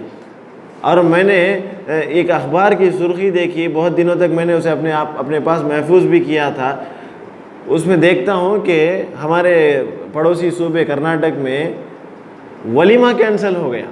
نکاح ٹوٹ گیا۔ کیوں؟ اس لیے کہ لڑکی کے گھر والوں نے پہلے کہا تھا کہ ہم جو ہے مٹن بریانی ڈالیں گے، لیکن کسی وجہ سے وہ مٹن بریانی نہ ڈال سکے، بعد میں انہوں نے مٹن کی جگہ چکن یا بیف کا جو انتظام کر لیا، تو لڑکے کے گھر والوں نے رشتہ ہی توڑ دیا۔ نعوذ باللہ من ذالک۔ اب یہ کس میں آ رہی ہے بات؟ کفار کے اخبار میں یہ بات آ رہی ہے۔ کفار لوگ جو اسے اچھال رہے ہیں، جبکہ اللہ کے رسول صلی اللہ علیہ وسلم کی کسی بھی زندگی، کسی بھی صحابی کے نکاح میں جو ہے بریانی نہیں پکی۔ کسی بھی صحابی کے نکاح میں، اللہ کے رسول کی نکاح میں خود بریانی نہیں پکی۔ بریانی اصل نہیں ہے، بریانی جو ہے وہ مہمان نوازی کا تقاضا ہے۔ اصل جو چیز ہے وہ دونوں کے حق میں دعا و خیر کرنا، ان کے حق میں برکت کی دعا کرنا، انہیں نصیحت کرنا۔ اور ایک چیز ہم بھول جاتے ہیں، جہاں ہم میں سے اکثر لوگ نکاح کے دن پہنچ کر لوگوں کے پاس دولہا دلہن کو تحفے دیتے ہیں، پیسے دیتے ہیں، انہیں کچھ سلامی وغیرہ دیتے ہیں، ہمیں جو چیز اصل میں کرنی ہے وہ ہم بھول جاتے ہیں۔ وہاں ان کو قیمتی نصیحت کرنا چاہیے، ان کو بتانا چاہیے کہ تم نے کس وجہ سے نکاح کیا، اس نکاح کا مقصد کیا ہے، اللہ تعالیٰ نے نکاح کو کیوں پسند کیا، اللہ کے رسول نے نکاح کرنے کو کیوں کہا، اس کا اصل مقصد کیا ہے۔ نکاح کے بعد اپنی بیوی کے اوپر کیا حقوق ہیں، تمہارے کیا حقوق ہیں، بیوی کے کیا حقوق ہیں، کیسے زندگی گزارنا ہے، کیسے بچوں کی تربیت کرنا ہے، یہ ساری نصیحتیں اس دن وہاں کرنا ہے۔ لیکن ہم لوگ وہ نہیں کرتے ہیں، اس کے بدلے میں ہم وہاں جا کر کمی نکالتے ہیں، وہاں کی خامیاں ڈھونڈتے ہیں اور اپنی رشتہ داریوں کاٹتے ہیں۔ جبکہ اللہ کے رسول نے کہا لا يدخل الجنت خاطئ رحم، رشتہ داری کو کاٹنے والا جنت میں داخل نہیں ہوگا، جنت اس پر حرام کر دی جاتی ہے۔ لیکن آج میں جیسے میں نے ابھی کہا کہ ہم معمولی بریانی کے گوشت کے ٹکڑوں پر ہم نے اپنی رشتہ داری کو کاٹ لینا اپنے درمیان جو ہے رواج بن چکا ہے۔ سب سے پہلی چیز کھانے میں نقص نکالنا، یہ خود بری بات ہے۔ اور کوئی آدمی آپ کو کھانے کے لیے دعوت دے اور وہاں جا کر آپ پیٹ بھر کر کھا لیں، اور پھر اسی آدمی کی جو ہے سارے محلے میں سارے معاشرے میں اس کی بدنامی کریں، اور کہیں کوئی آدمی آپ کو اچھا کھانا کھلا دیا تو کہے انہیں جو کھلایا دیکھو بھائی زبردست، زندگی میں بھولیاج نہیں۔ یہ ساری باتیں ہمارے اندر آج عام ہو چکی ہیں، اس سے بچنے کی ضرورت ہے۔ اور بالکل اسی طریقے سے عثمان رضی اللہ عنہ کہتے ہیں کہ عمل کرنے والا جو عمل کرتا ہے اللہ تعالیٰ اس کے عمل کی چادر اس کو اڑا دیتا ہے۔ اور ایک مرتبہ آپ نے فرمایا مومن 6 طرح کے خوف سے گھرا ہوا ہے، اللہ کا خوف کہ کہیں اس سے ایمان چھین نہ جائے، نگران فرشتوں کا خوف کہ کہیں اس کے کرتوت کو نوٹ نہ کر لیں جس سے قیامت کے دن وہ رسوا ذلیل ہوں گے، شیطان کا خوف کہ کہیں اس کے عمل کو برباد نہ کر دے، ملک الموت کا خوف کہ کہیں اچانک غفلت کی حالت میں اس کی روح کو قبض نہ کر لے، دنیا کا خوف کہ کہیں اس سے دھوکہ نہ کھا جائے اور دنیا اس کو آخرت سے غافل نہ کر دے۔ دیکھیے کتنی بہترین باتیں انہوں نے کہیں۔ اور ایک مرتبہ انہوں نے کہا میں نے عبادت کی لذت کو 4 چیزوں میں پایا ہے، ایک اللہ کے فرائض کی ادائیگی میں، دوسرا اللہ کے حرام کردہ چیزوں سے بچنے میں، تیسرا ثواب الہی کے حصول کی خاطر امر بالمعروف میں، اور چوتھا غضب الہی سے یعنی اللہ کے غصے سے بچاؤ کی خاطر نہی عن المنکر کرنے میں۔ تو یہ ساری باتیں عثمان رضی اللہ عنہ کے تعلق سے ہمیں جو ہے اس بات پر دلالت کرتی ہیں۔ عثمان رضی اللہ عنہ کے تعلق سے ان کے تعلق سے ان کے حلم و بردباری اور بالکل اسی طریقے سے عفو و درگزر اور ان کی جو تواضع تھی، ان کا جو تقوی تھا، اس کے تعلق سے بہت ساری باتیں ہم آپ کے سامنے انشاءاللہ بیان کریں گے۔ عثمان رضی اللہ عنہ کی جو سخاوت تھی، عثمان رضی اللہ عنہ امت اسلامیہ کے بہت بڑے سخی ترین انسان تھے۔ آپ کی سخاوت اور فیاضی جو ہے بہت مشہور ہے، اور مختلف موقعوں پر آپ نے اسلام کے لیے، مسلمانوں کے لیے اپنے مال کو خرچ کیا ہے۔ مسجد نبوی کی توسیع کے وقت مسلمانوں کے لیے بیر روما کو خرید کر دینا، اور بالکل اسی طریقے سے غزوہ تبوک کے موقع پر 650 گھوڑے جو ہے اللہ کی راہ میں اللہ کے رسول صلی اللہ علیہ وسلم کو دینا، اور پھر اسی طریقے سے عہد صدیقی میں غلے سے لدے ہوئے قافلے کو ایسے ہی مسلمانوں میں تقسیم کر دینا۔ اور بالکل اسی طریقے سے آپ کی عادت یہ بھی تھی کہ آپ ہر جمعہ کو، جب سے آپ نے اسلام قبول کیا تھا، ہر جمعہ کو اپنی ساری زندگی، جب سے آپ نے اسلام قبول کیا، ہر جمعہ کے دن یہ غلام اللہ کی راہ میں آزاد کیا کرتے تھے۔ سبحان اللہ! اگر یہ ایک عمل اللہ تعالیٰ ان کا قبول کر لے تو جنت کی سب سے اعلیٰ منزل انہیں مل جائے گی۔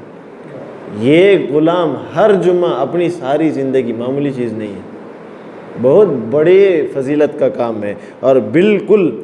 روایت میں آتا ہے کہ آپ نے اپنی ساری زندگی میں جتنے غلاموں کو آزاد کیا، ان کی تعداد تقریباً 2600 غلام تھے، جنہوں نے اللہ کی راہ میں ان غلاموں کو لے کر اللہ کی راہ میں ان کو آزاد کر دیا۔ اور بالکل اسی طریقے سے عثمان رضی اللہ عنہ کی جود و سخاوت کے تعلق سے بہت سارے واقعات مشہور ہیں۔ عثمان رضی اللہ عنہ کی بہادری، ان کی شجاعت، ان کی دلیری کیسی تھی، اس کے تعلق سے ہم یہ بات آپ کے سامنے بتاتے ہیں کہ عثمان رضی اللہ عنہ بدر کی لڑائی میں شامل نہیں ہوئے، لیکن اس کے باوجود بھی اللہ کے رسول صلی اللہ علیہ وسلم ان کی شجاعت کو جانتے تھے، ان کی بہادری کو جانتے تھے، اسی وجہ سے بدر کے مال غنیمت میں ان کا حصہ مقرر کیا۔ اور صلح حدیبیہ جب بیعت رضوان ہوئی، اس وقت بھی عثمان رضی اللہ عنہ کو اکیلا بھیجا، سارے مسلمان یہاں تھے، عثمان رضی اللہ عنہ اکیلے ہمت کے ساتھ مکے کے اندر داخل ہوتے ہیں اور سرداران قریش سے بات کرتے ہیں۔ اور بالکل اسی طریقے سے نفس کی قربانی، اپنے نفس کو وہ کیسے قربان کرتے تھے، اس کے تعلق سے بھی ہمیں جاننے کی ضرورت ہے۔ جب خلافت کے آخری دور میں آپ کو قید کر دیا گیا، اپنے گھر میں ان کو محصور کر دیا گیا، جب ان پر ظلم کر کے ان کو قتل کر دیا گیا، تو جو بلوائیاں تھے انہوں نے کہا کہ جو بلوائی وہاں موجود تھے، جو عبداللہ بن سبا کی جو جماعت تھی، انہوں نے کہا کہ آپ یا تو خلافت کو چھوڑ دیں یا معزول ہو جائیں، یا تو جو ہے آپ نے جو گورنر اور عاملین مقرر کیے ہیں ان کو ہٹا دیں اور ان میں سے بعض کو ہمارے حوالے کر دیں۔ عثمان رضی اللہ عنہ اس نازک وقت پر، جبکہ انہیں معلوم ہے کہ ان کی بات نہ ماننے سے مجھے قتل کر دیا جائے گا، اس وقت بھی ان کی بات انہوں نے قبول نہیں کی اور اپنے موقف پر وہ ہمیشہ ڈٹے رہے۔ اور اللہ کے رسول نے خود انہیں کہا تھا کہ خلافت کبھی دوسروں کے ہاتھ میں چھوڑ کر نہ دینا، تو انہوں نے آخری دم تک خلافت کو قائم رکھا اپنے درمیان۔ اور بالکل اسی طریقے سے انہوں نے ساری جو عاملین انہوں نے مقرر کیے تھے، جو گورنر انہوں نے مقرر کیے تھے، ان کو بھی جو ہے انہوں نے معزول نہیں کیا۔ عثمان رضی اللہ عنہ کی یہ عظیم شجاعت، یہ بہادری، جبکہ ان کے سامنے ہتھیار لیے لوگ موجود ہیں، اس وقت بھی انہوں نے شجاعت کے ساتھ، بہادری کے ساتھ کام کیا۔ اور عثمان رضی اللہ عنہ کے تعلق سے جیسا کہ انہوں نے مال کی قربانی دی، اپنے مال کو انہوں نے اللہ کے راستے میں ہمیشہ قربان کیا۔ اللہ تعالیٰ کے عثمان رضی اللہ عنہ کے تعلق سے اللہ کے رسول صلی اللہ علیہ وسلم نے ایک مرتبہ کہا، جو شخص اللہ کی راہ میں بہت خرچ کرتا ہے، عثمان رضی اللہ عنہ نے اللہ کی راہ میں بہت خرچ کیا، یہاں تک کہ اللہ کے رسول نے ان کے تعلق سے خوش ہو کر فرمایا، آج کے بعد عثمان رضی اللہ عنہ کو کوئی عمل نقصان نہیں پہنچا سکے گا۔ یعنی انہوں نے اتنی سخاوت کی ہے اللہ کی راہ میں اپنا مال اتنا خرچ کیا ہے کہ آج کے بعد ان کا کوئی عمل انہیں نقصان نہیں پہنچا سکے گا۔ عثمان رضی اللہ عنہ جہاں وہ فیاض قسم کے تھے، سخاوت کرتے تھے، بہت بڑے قرآن سے محبت کرنے والے تھے، اس کے ساتھ ساتھ وہ بہت بڑے دور اندیش بھی تھے۔ دور اندیش کیسے؟ جب 26 ہجری میں عثمان رضی اللہ عنہ نے مسجد حرام کعبۃ اللہ کی اس کی توسیع کی تو مسجد حرام سے لگی ہوئی جو عمارتیں تھیں، جو جائیداد تھی، ان تمام کو لوگوں سے خریدا۔ دیکھیے ان کا مال وہاں بھی خرچ ہو رہا ہے، اپنے مال سے وہ مسجد حرام یعنی کعبۃ اللہ کے پاس جو گھر بنے ہوئے تھے یا جو جگہیں تھیں ان جگہوں کو اپنے مال سے خریدا۔ کچھ لوگوں نے دینے سے انکار کر دیا تو عثمان رضی اللہ عنہ ان جائیداد پر قبضہ کر لیا اور اس کی قیمت بیت المال میں جمع کرا دی۔ اور کچھ لوگوں نے شور و غل مچایا تو آپ نے ان کو قید کا فرمان جاری کیا، پھر ان سے فرمایا جانتے ہو یہ جرائت میرے خلاف تمہیں کیوں آئی ہے؟ یہ میرے حلم و بردباری کی وجہ سے، یعنی تم میرے خلاف اتنا شور و غل کیوں مچا رہے ہو؟ اس لیے کہ میں بہت نرم دل ہوں، میں بہت صبر کرنے والا ہوں۔ تو یہ ان کی جو ہے دور اندیشی بھی ثابت کرتی ہے۔ عثمان رضی اللہ عنہ کا صبر بھی بہت زبردست تھا۔ عثمان رضی اللہ عنہ ان کا صبر، صفت صبر سے وہ متصف تھے۔ ان کے موافق میں جو ان صفت پر دلالت کرتے ہیں، فتنے کے دور میں ثابت قدم رہنا، یہ خود ان کے صبر کا ایک بہت بڑی جو ہے دلیل ہے۔ اور بالکل جب بلوائی کہتے ہیں کہ آپ معزول ہو جائیں یا اپنے گورنروں کو معزول کر جائیں، اس وقت بھی انہوں نے نہ خود کو خلافت سے دستبردار کیا اور نہ انہوں نے گورنروں کو چھوڑا۔ اور بالکل اسی طریقے سے ان کا عدل، ان کا انصاف کیسے تھا؟ عثمان رضی اللہ عنہ عدل سے بھی متصف تھے۔ چنانچہ عبید اللہ عدی بن خیار کا بیان ہے کہ وہ عثمان رضی اللہ عنہ کی خدمت میں اس وقت حاضر ہوئے جب وہ محصور تھے، یعنی عثمان رضی اللہ عنہ سے وہ ملاقات کرنے اس وقت جا رہے ہیں جب ان کے اپنے گھر میں ان کو قید کر دیا گیا ہے۔ انہوں نے فرمایا آپ امیر المومنین ہیں اور صورتحال یہ ہے کہ نماز جو آپ پڑھا رہا ہے وہ جو باغی ہیں، وہ باغیوں کا امام نماز پڑھا رہا ہے جو ہم پر بہت مشکل گزر رہا ہے، بہت گراں گزر رہا ہے۔ آپ نے فرمایا نماز انسانوں کے عمل میں سب سے اچھی چیز ہے، اس لیے جب لوگ اچھا کام کریں گے تو تم بھی اچھا کام کرو، اور جب لوگ برا کام کریں تو تم ان کی برائی سے بچو۔ یعنی جن لوگوں نے ان کو قید کیا، جن لوگوں نے ان کو محصور کیا، وہ لوگ امامت کرا رہے، ہونا تو یہ تھا کہ آپ کہتے کہ ان کے پیچھے نماز نہ پڑھو، لیکن ان کا انصاف دیکھیے، ان کا عدل دیکھیے، کہا کہ تم وہ نماز ایک اچھا عمل ہے، تم ان کا ساتھ دو، اگر وہ برائی کریں گے تو ان کی برائی میں تم ساتھ نہ دینا۔ عبادت کے تعلق سے بھی عثمان رضی اللہ عنہ کے تعلق سے آتا ہے کہ عثمان رضی اللہ عنہ بڑے عبادت گزار شخص تھے۔ آپ ایام حج کے وقت، حج کے ایام میں حجر اسود کے پاس ایک رکعت میں قرآن ختم کر دیتے تھے، ایک رکعت میں قرآن ختم کرتے تھے۔ یہ آپ کی عادت تھی، کبھی کبھی ایک بار نہیں بلکہ ان کی عادت تھی۔ ابن عمر رضی اللہ عنہ سے روایت ہے کہ انہوں نے اس آیت کریمہ امن هو قانت آناء اللیل ساجدا وقائما یحذر الآخرہ ویرجو رحمت ربہ، اس آیت کی تفسیر میں فرمایا کہ اس سے مراد عثمان رضی اللہ عنہ ہے۔ سبحان اللہ، جو آیت کا ترجمہ کیا ہے؟ بھلا جو شخص راتوں کے وقت، راتوں کے اوقات سجدے اور قیام کی حالت میں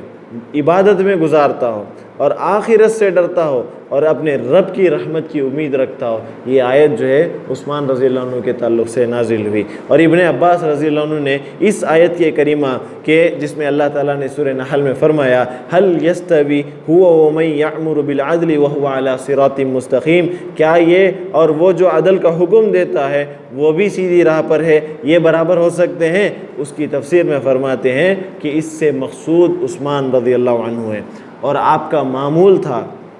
کہ آپ جمعہ کی رات میں قرآن کی تلاوت شروع کرتے اور جمعرات کی رات میں ختم کر دیتے تھے۔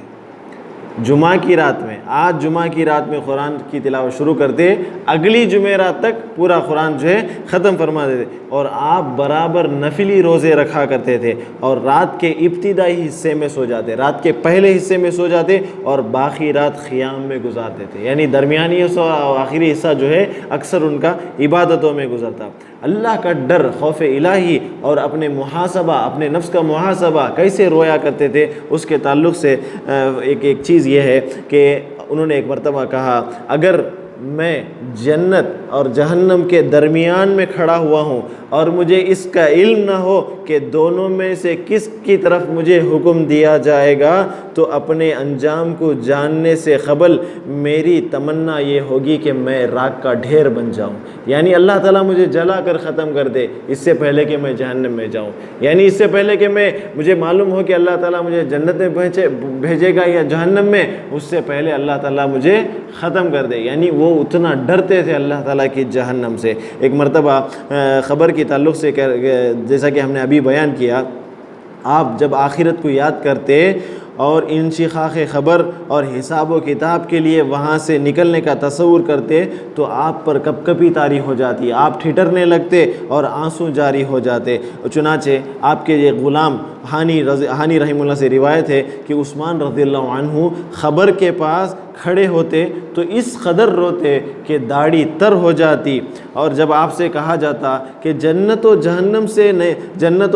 سے آپ اتنا ڈرتے نہیں لیکن آپ اس خبر کو دیکھ کر اتنا روتے ہیں، تو فرماتے خبر آخرت کی منزلوں میں سب سے پہلی منزل ہے، اگر انسان اس سے نجات پا گیا تو اس کے بعد کی آگے آنے والی منزلیں سب آسان ہیں، اگر اس سے نجات نہ ملی تو بعد کی منزلیں اس سے زیادہ سخت ہیں۔ اور فرمایا رسول اللہ صلی اللہ علیہ وسلم کا ارشاد ہے، اللہ کی قسم خبر سے بڑھ کر بدترین منظر کبھی میں نے نہیں دیکھا۔ اور آپ فرماتے ہیں کہ رسول اللہ صلی اللہ علیہ وسلم جب میت کے دفن سے فارغ ہوتے تو وہاں رکتے اور پھر فرماتے تم اپنے بھائی کے لیے مغفرت کی دعا کرو، اللہ سے اس کے لیے ثابت قدمی کی دعا مانگو، یقیناً ابھی اس سے سوال ہونے والا ہے۔ تو یہ ساری چیزیں عثمان رضی اللہ عنہ کے فضائل و مناقب میں شامل ہیں۔ عثمان رضی اللہ عنہ جہاں وہ صبر کرتے تھے بالکل اسی حالت میں شکر بھی ادا کرتے تھے۔ ایک بندے مومن کو شکر کی صفت بھی اپنے دل میں رکھنا بہت ضروری ہے۔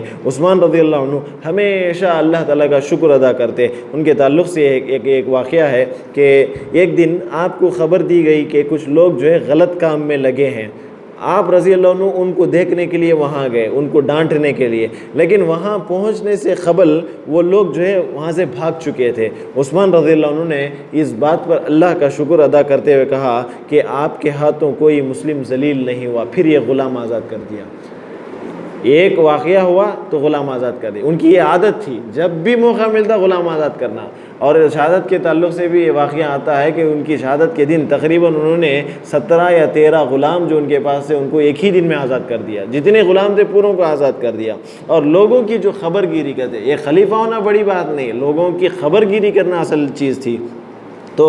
طبقات ابن سعد میں موسیٰ بن طلحہ سے روایت ہے کہ میں عثمان رضی اللہ عنہ کو دیکھتا تھا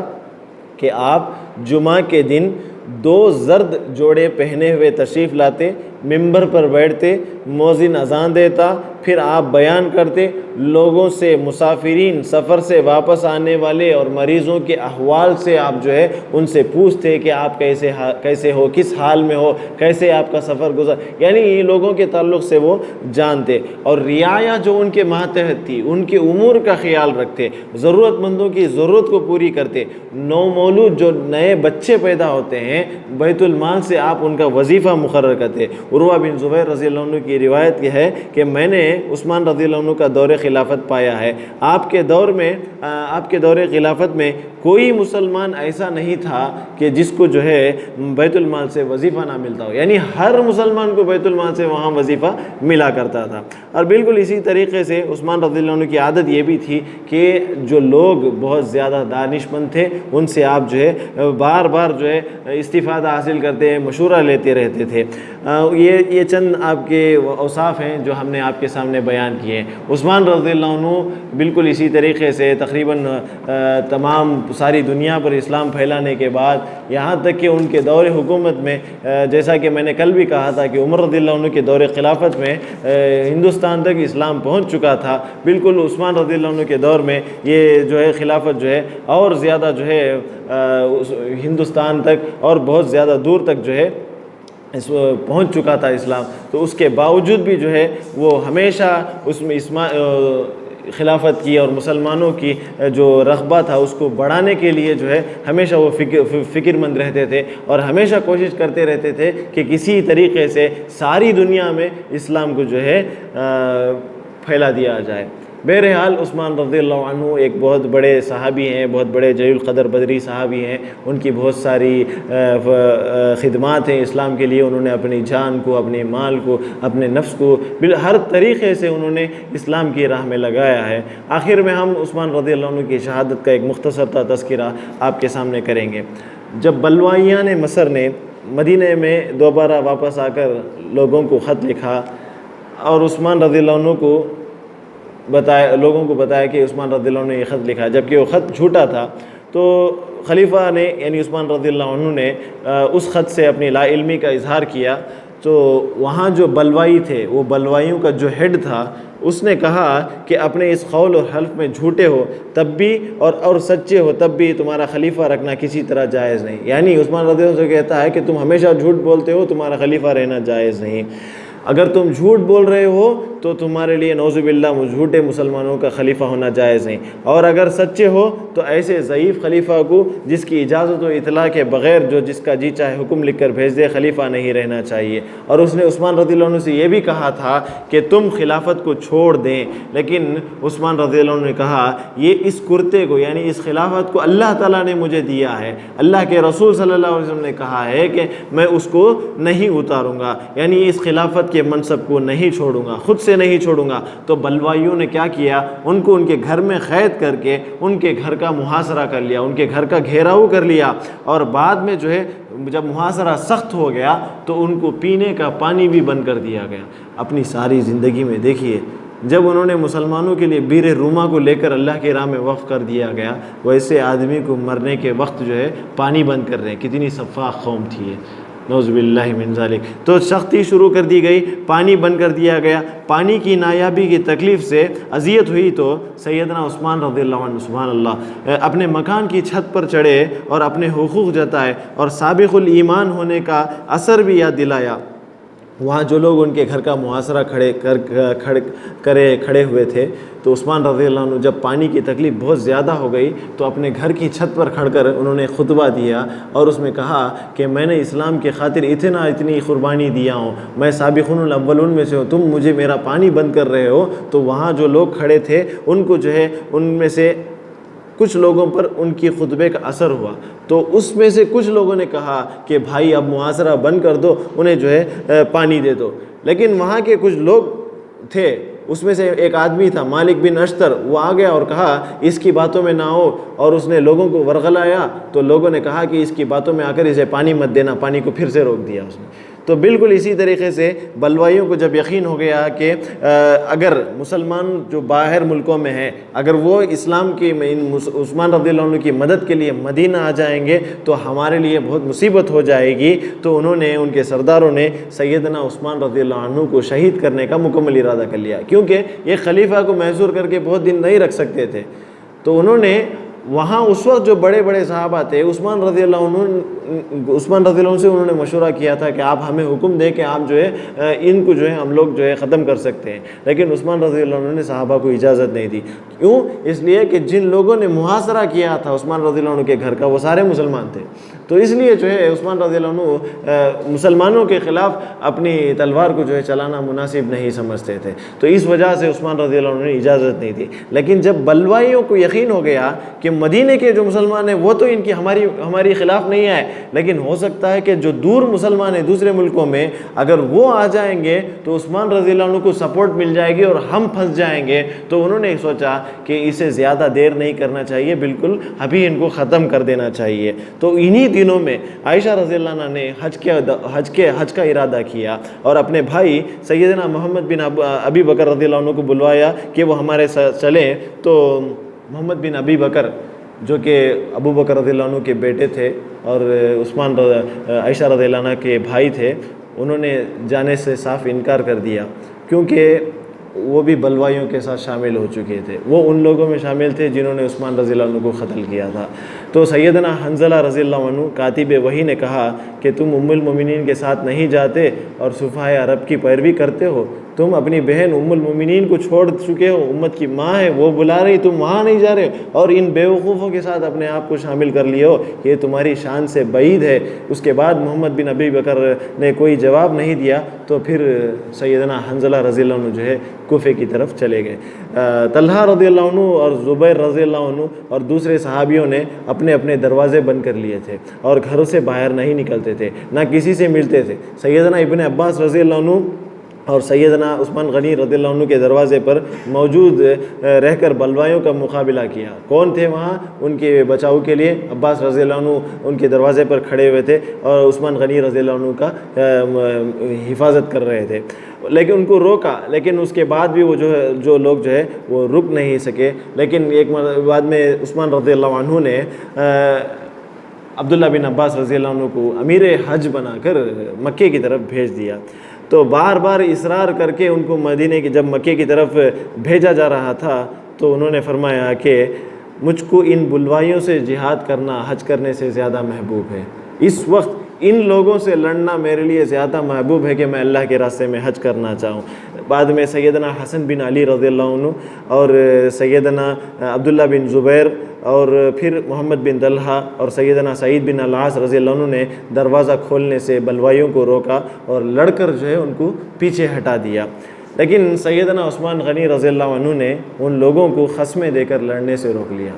جو صحابہ عثمان رضی اللہ عنہ کی سپورٹ میں لڑ رہے تھے، عثمان رضی اللہ عنہ نے ان سے خصمیں لے لی کہ آپ جو ہے میرے خلاف میرے سپورٹ میں نہیں لڑیں گے، اور ان کے گھر کے اندر انہیں جو ہے گھر کے اندر بلا لیا۔ بلوائیوں نے کیا کیا؟ عثمان رضی اللہ عنہ کے گھر کے دروازے کو آگ لگا دیا، آگ لگا دی اور اندر گھس کر اندر آ گئے۔ لوگوں نے ان کو پھر سے مقابلہ کر کے باہر نکال دیا۔ اس وقت جو ہے عثمان رضی اللہ عنہ قرآن شریف پڑھ رہے تھے، تو جب اس آیت پر پہنچے الذین قال لهم الناس ان الناس قد جمعوا لكم فاخشوهم فزادهم ایمانا وقالوا حسبنا اللہ ونعم الوکیل، یہ وہ لوگ ہیں جن کو لوگوں نے آ کر خبر دی کہ مخالف لوگوں نے تمہارے ساتھ لڑنے کے لیے بھیڑ جمع کی ہے، ذرا ان سے ڈرتے رہنا۔ تو اس خبر کو سن کر ان کے ایمان اور بھی زیادہ مضبوط ہو گئے اور بول اٹھے کہ ہم کو اللہ ہی کافی ہے، وہ بہترین کارساز ہے۔ تو حاضرین سے مخاطب ہو کر کہا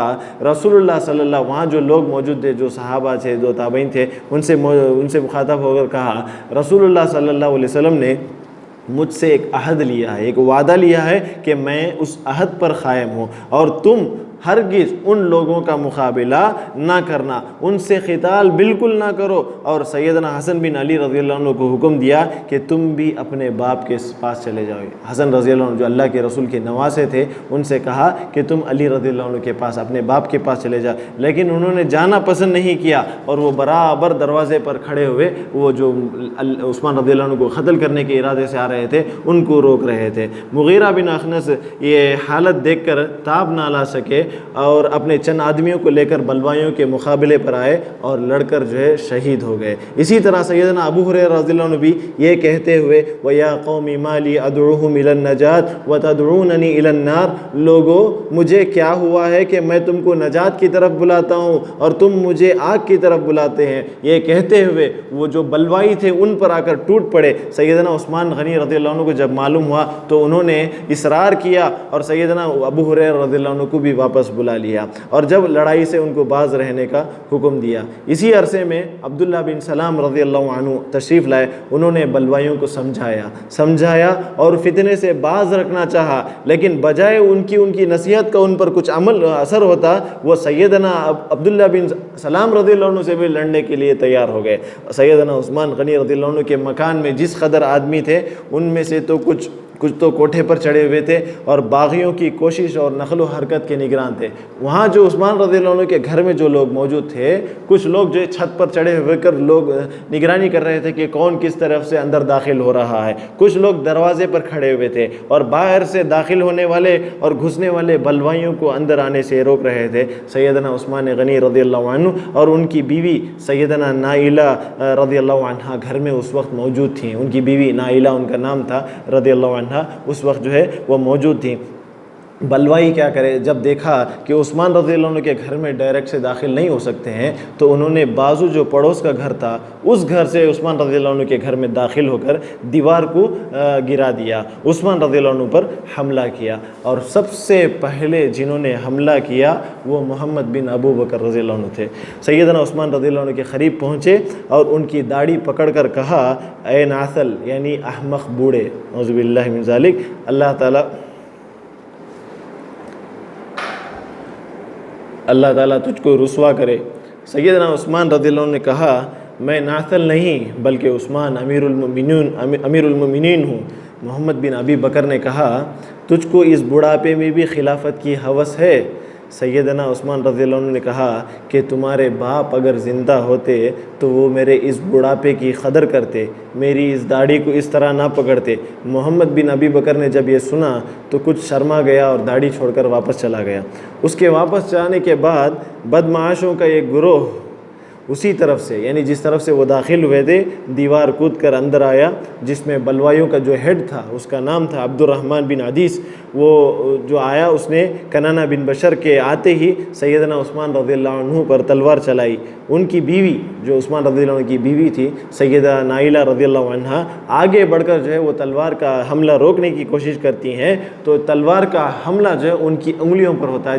جس سے جو ہے ان کی انگلیاں کٹ جاتی ہیں، اور پھر دوسرا حملہ کیا جس سے آپ رضی اللہ عنہ جو ہے اس دنیا کو چھوڑ کر ہمیشہ کے لیے شہید ہو گئے۔ اس وقت جب دوسرا حملہ کیا گیا تو اس وقت جو ہے آپ رضی اللہ عنہ قرآن کی تلاوت میں مصروف تھے، تو آپ کے خون کے جو خطرات تھے اس سورہ بقرہ کی اس آیت میں پڑھے، فَسَيَكْفِيكَهُمُ اللَّهُ وَهُوَ السَّمِيعُ الْعَلِيمُ، اللہ تمہارے لیے کافی ہے، وہ سب سے زیادہ سننے والا اور جاننے والا ہے۔ عمرو بن حمخ نے آپ پر نیزے کے 9 زخم پہنچائے، نیزہ لے کر 9 مرتبہ عثمان رضی اللہ عنہ کو زخمی کیا۔ عمیر بن جنابی نے آگے بڑھ کر عثمان رضی اللہ عنہ کو لاتیں ماری، ٹھوکریں ماری، جس سے عثمان رضی اللہ عنہ کی پسلیاں جو ہے ٹوٹ گئی۔ وہ ہر ٹھوکر لگاتے ہوئے کہتا جاتا، کیوں تم نے ہی میرے باپ کو قید کیا تھا، جو بیچارہ حالت قید میں ہی مر گئے تھے، گھر کے اندر یہ قیامت برپا ہو گئی۔ چھت والوں اور دروازے والوں کو خبر ہی نہ ہوئی کہ آپ کی بیوی سیدہ نائلہ رضی اللہ عنہ نے آوازیں دی، تو لوگ چھت پر سے اترے۔ لوگ جو چھت پر کھڑے تھے ان کو معلوم ہی نہیں کہ اندر عثمان رضی اللہ عنہ کا قتل ہو رہا ہے، وہ سمجھے کہ ابھی اندر داخل نہیں ہوئے، لیکن عثمان رضی اللہ عنہ اندر شہید ہو چکے تھے۔ جب سیدہ نائلہ رضی اللہ عنہ نے آوازیں بلند کی تو وہ لوگ چھت سے نیچے اترے اور دروازے کی طرف سے اندر متوجہ ہوئے، لیکن دیکھا کہ بلوائی عثمان رضی اللہ عنہ کو شہید کر چکے ہیں۔ وہ بھاگے، ان کو پکڑنا چاہیا، عثمان رضی اللہ عنہ کے غلاموں کے ہاتھ سے مارے گئے۔ جو غلام وہاں تھے ان کو آزاد کرنے کے باوجود بھی غلام ان کو چھوڑ کر نہیں گئے تھے، انہوں نے ان کو پکڑ کر مار کر بھگانا چاہا۔ اب کسی کو وہاں دروازے پر رہنے کی ضرورت نہیں تھی، اب کسی کی حفاظت کی بھی باقی نہیں تھی، تو بہرحال عثمان رضی اللہ عنہ کو شہید کر دیا گیا، اور بدمعاشوں نے زور کیا کہ گھر کے اندر داخل ہو کر تمام جو گھر کا سامان تھا وہ لوٹ لیا، حتیٰ کہ جسم کے کپڑے تک بھی نہ چھوڑے۔ عثمان رضی اللہ عنہ کے لاش سے پورے کپڑے نکال دیے اور ان کی لاش کو بے گور و کفن چھوڑ دیا، اور یہ خبر جو ہے سارے مدینے میں آن کی آن میں بجلی کے جنگل کی آگ کی طرح پھیل گئی۔ یہ حادثہ 18 ذی الحجہ 35 ہجری کو جمعہ کے دن پیش آیا، اور یاد رکھیں اللہ کے رسول نے کہا، سبحان اللہ،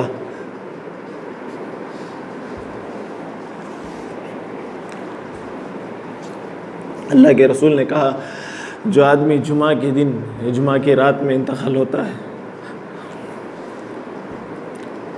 قبر کے عذاب سے اسے بچا لیا جاتا ہے۔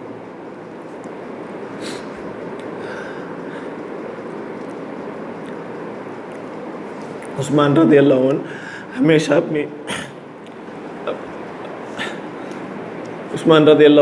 اپنی زندگی میں قبر کی زندگی سے ڈرا کرتے تھے، قبر کے عذاب سے ڈرتے تھے، تو اللہ تعالیٰ نے ان سے قبر کے عذاب کو ہمیشہ کے لیے دور کر دیا۔ عثمان رضی اللہ عنہ کی لاش 3 دن تک بے گور و کفن بنا کپڑے کے ایسی ہی پڑی رہی۔ سیدنا حکیم بن حزام رضی اللہ عنہ اور سیدنا جبیر بن مطعم رضی اللہ عنہ دونوں علی رضی اللہ عنہ کے پاس گئے اور انہوں نے دفن کرنے کی اجازت دی۔ رات کے وقت عشاء اور مغرب کے درمیان جنازہ لے کر نکلے، جنازے کے ساتھ سیدنا زبیر رضی اللہ عنہ، سیدنا حسن رضی اللہ عنہ، سیدنا ابو جہم بن حذیفہ رضی اللہ عنہ، سیدنا مردان رضی اللہ عنہ شامل تھے۔ بلوائیوں نے جنازے کی نماز بھی پڑھنے اور دفن کرنے سے روکا، لیکن علی رضی اللہ عنہ کو معلوم ہوا تو انہوں نے سختی سے ان کو منع کیا۔ سیدنا جبیر بن مطعم رضی اللہ عنہ نے جنازے کی نماز پڑھائی اور بغیر غسل کے انہی کپڑوں میں انہیں دفن کر دیا گیا جو پہنے ہوئے تھے۔ سیدنا عثمان رضی اللہ عنہ کی شہادت کے وقت ممالک اسلامیہ میں مندرجہ ذیل جو عامل تھے وہ کون کون تھے؟ سیدنا عبداللہ بن الحضرمی مکے میں، سیدنا قاسم بن ربیعہ ثقفی طائف میں، سیدنا یعلا بن منی صنعاء میں، سیدنا عبداللہ بن ربیعہ ہمدان میں، اور عبداللہ بن عامر بصرہ میں، معاویہ بن ابی سفیان ملک شام میں، عبد الرحمن بن ابی خالد حمص میں، اور سیدنا حبیب بن مسلمہ خنسرین میں۔ یہ کچھ لوگ تھے جو مسلم علاقوں کی نگرانی پر مامور تھے۔ اور بالکل اسی طریقے سے سیدنا عثمان رضی اللہ عنہ 80 پر 2 سال کی عمر میں 12 سال خلافت کر کے فوت ہوئے، شہید ہوئے مظلومانہ طریقے سے، اور بقیع الغرقد کے قریب مدفون ہوئے۔ آپ کے کل 11 بیٹے اور 6 بیٹیاں آپ نے اپنے پیچھے چھوڑی۔ تو بہرحال عثمان رضی اللہ عنہ ایک جلیل القدر صحابی ہیں، اور انہوں نے اسلام کے تعلق سے بہت زیادہ خدمات انجام دی ہیں۔ ان کی جو خدمات رہتی دنیا تک سارے لوگ یاد کرتے رہیں گے۔ وہ خلیفہ راشد میں سے تیسرے خلیفہ ہیں، اور عثمان رضی اللہ عنہ ان کی فضیلت کے لیے یہ بھی کافی ہے کہ انہوں نے اللہ کے رسول صلی اللہ علیہ وسلم کی زندگی میں ہی جنت کی بشارت کا خوشخبری انہوں نے سن لی تھی۔ بہرحال ہمیں چاہیے کہ عثمان رضی اللہ عنہ کے طریقے سے اپنے اخلاق کو بڑھائیں۔ ہماری خاص کر داڑھیوں کے تعلق سے ہم نوجوانوں کو یہ نصیحت کرنا چاہیں گے کہ عثمان رضی اللہ عنہ نے جس طریقے سے اللہ کے رسول صلی اللہ علیہ وسلم کی اقتداء میں اپنی داڑھی کو معاف کیا، بالکل ہم بھی آپ سے گزارش کریں گے کہ آپ کم از کم عثمان رضی اللہ عنہ کی اقتداء کرتے ہوئے، ان کا طریقہ اپناتے ہوئے اپنی داڑھیوں کو معاف کرنے کی عادت ڈالیں۔ اللہ تعالیٰ سے دعا ہے کہ اللہ تعالیٰ ہم تمام کو کہنے سننے سے زیادہ عمل کی توفیق عطا فرمائے۔ وما علینا الا البلاغ المبین۔ تبارك الذي نزل الفرقان على عبده ليكون للعالمين نذيرا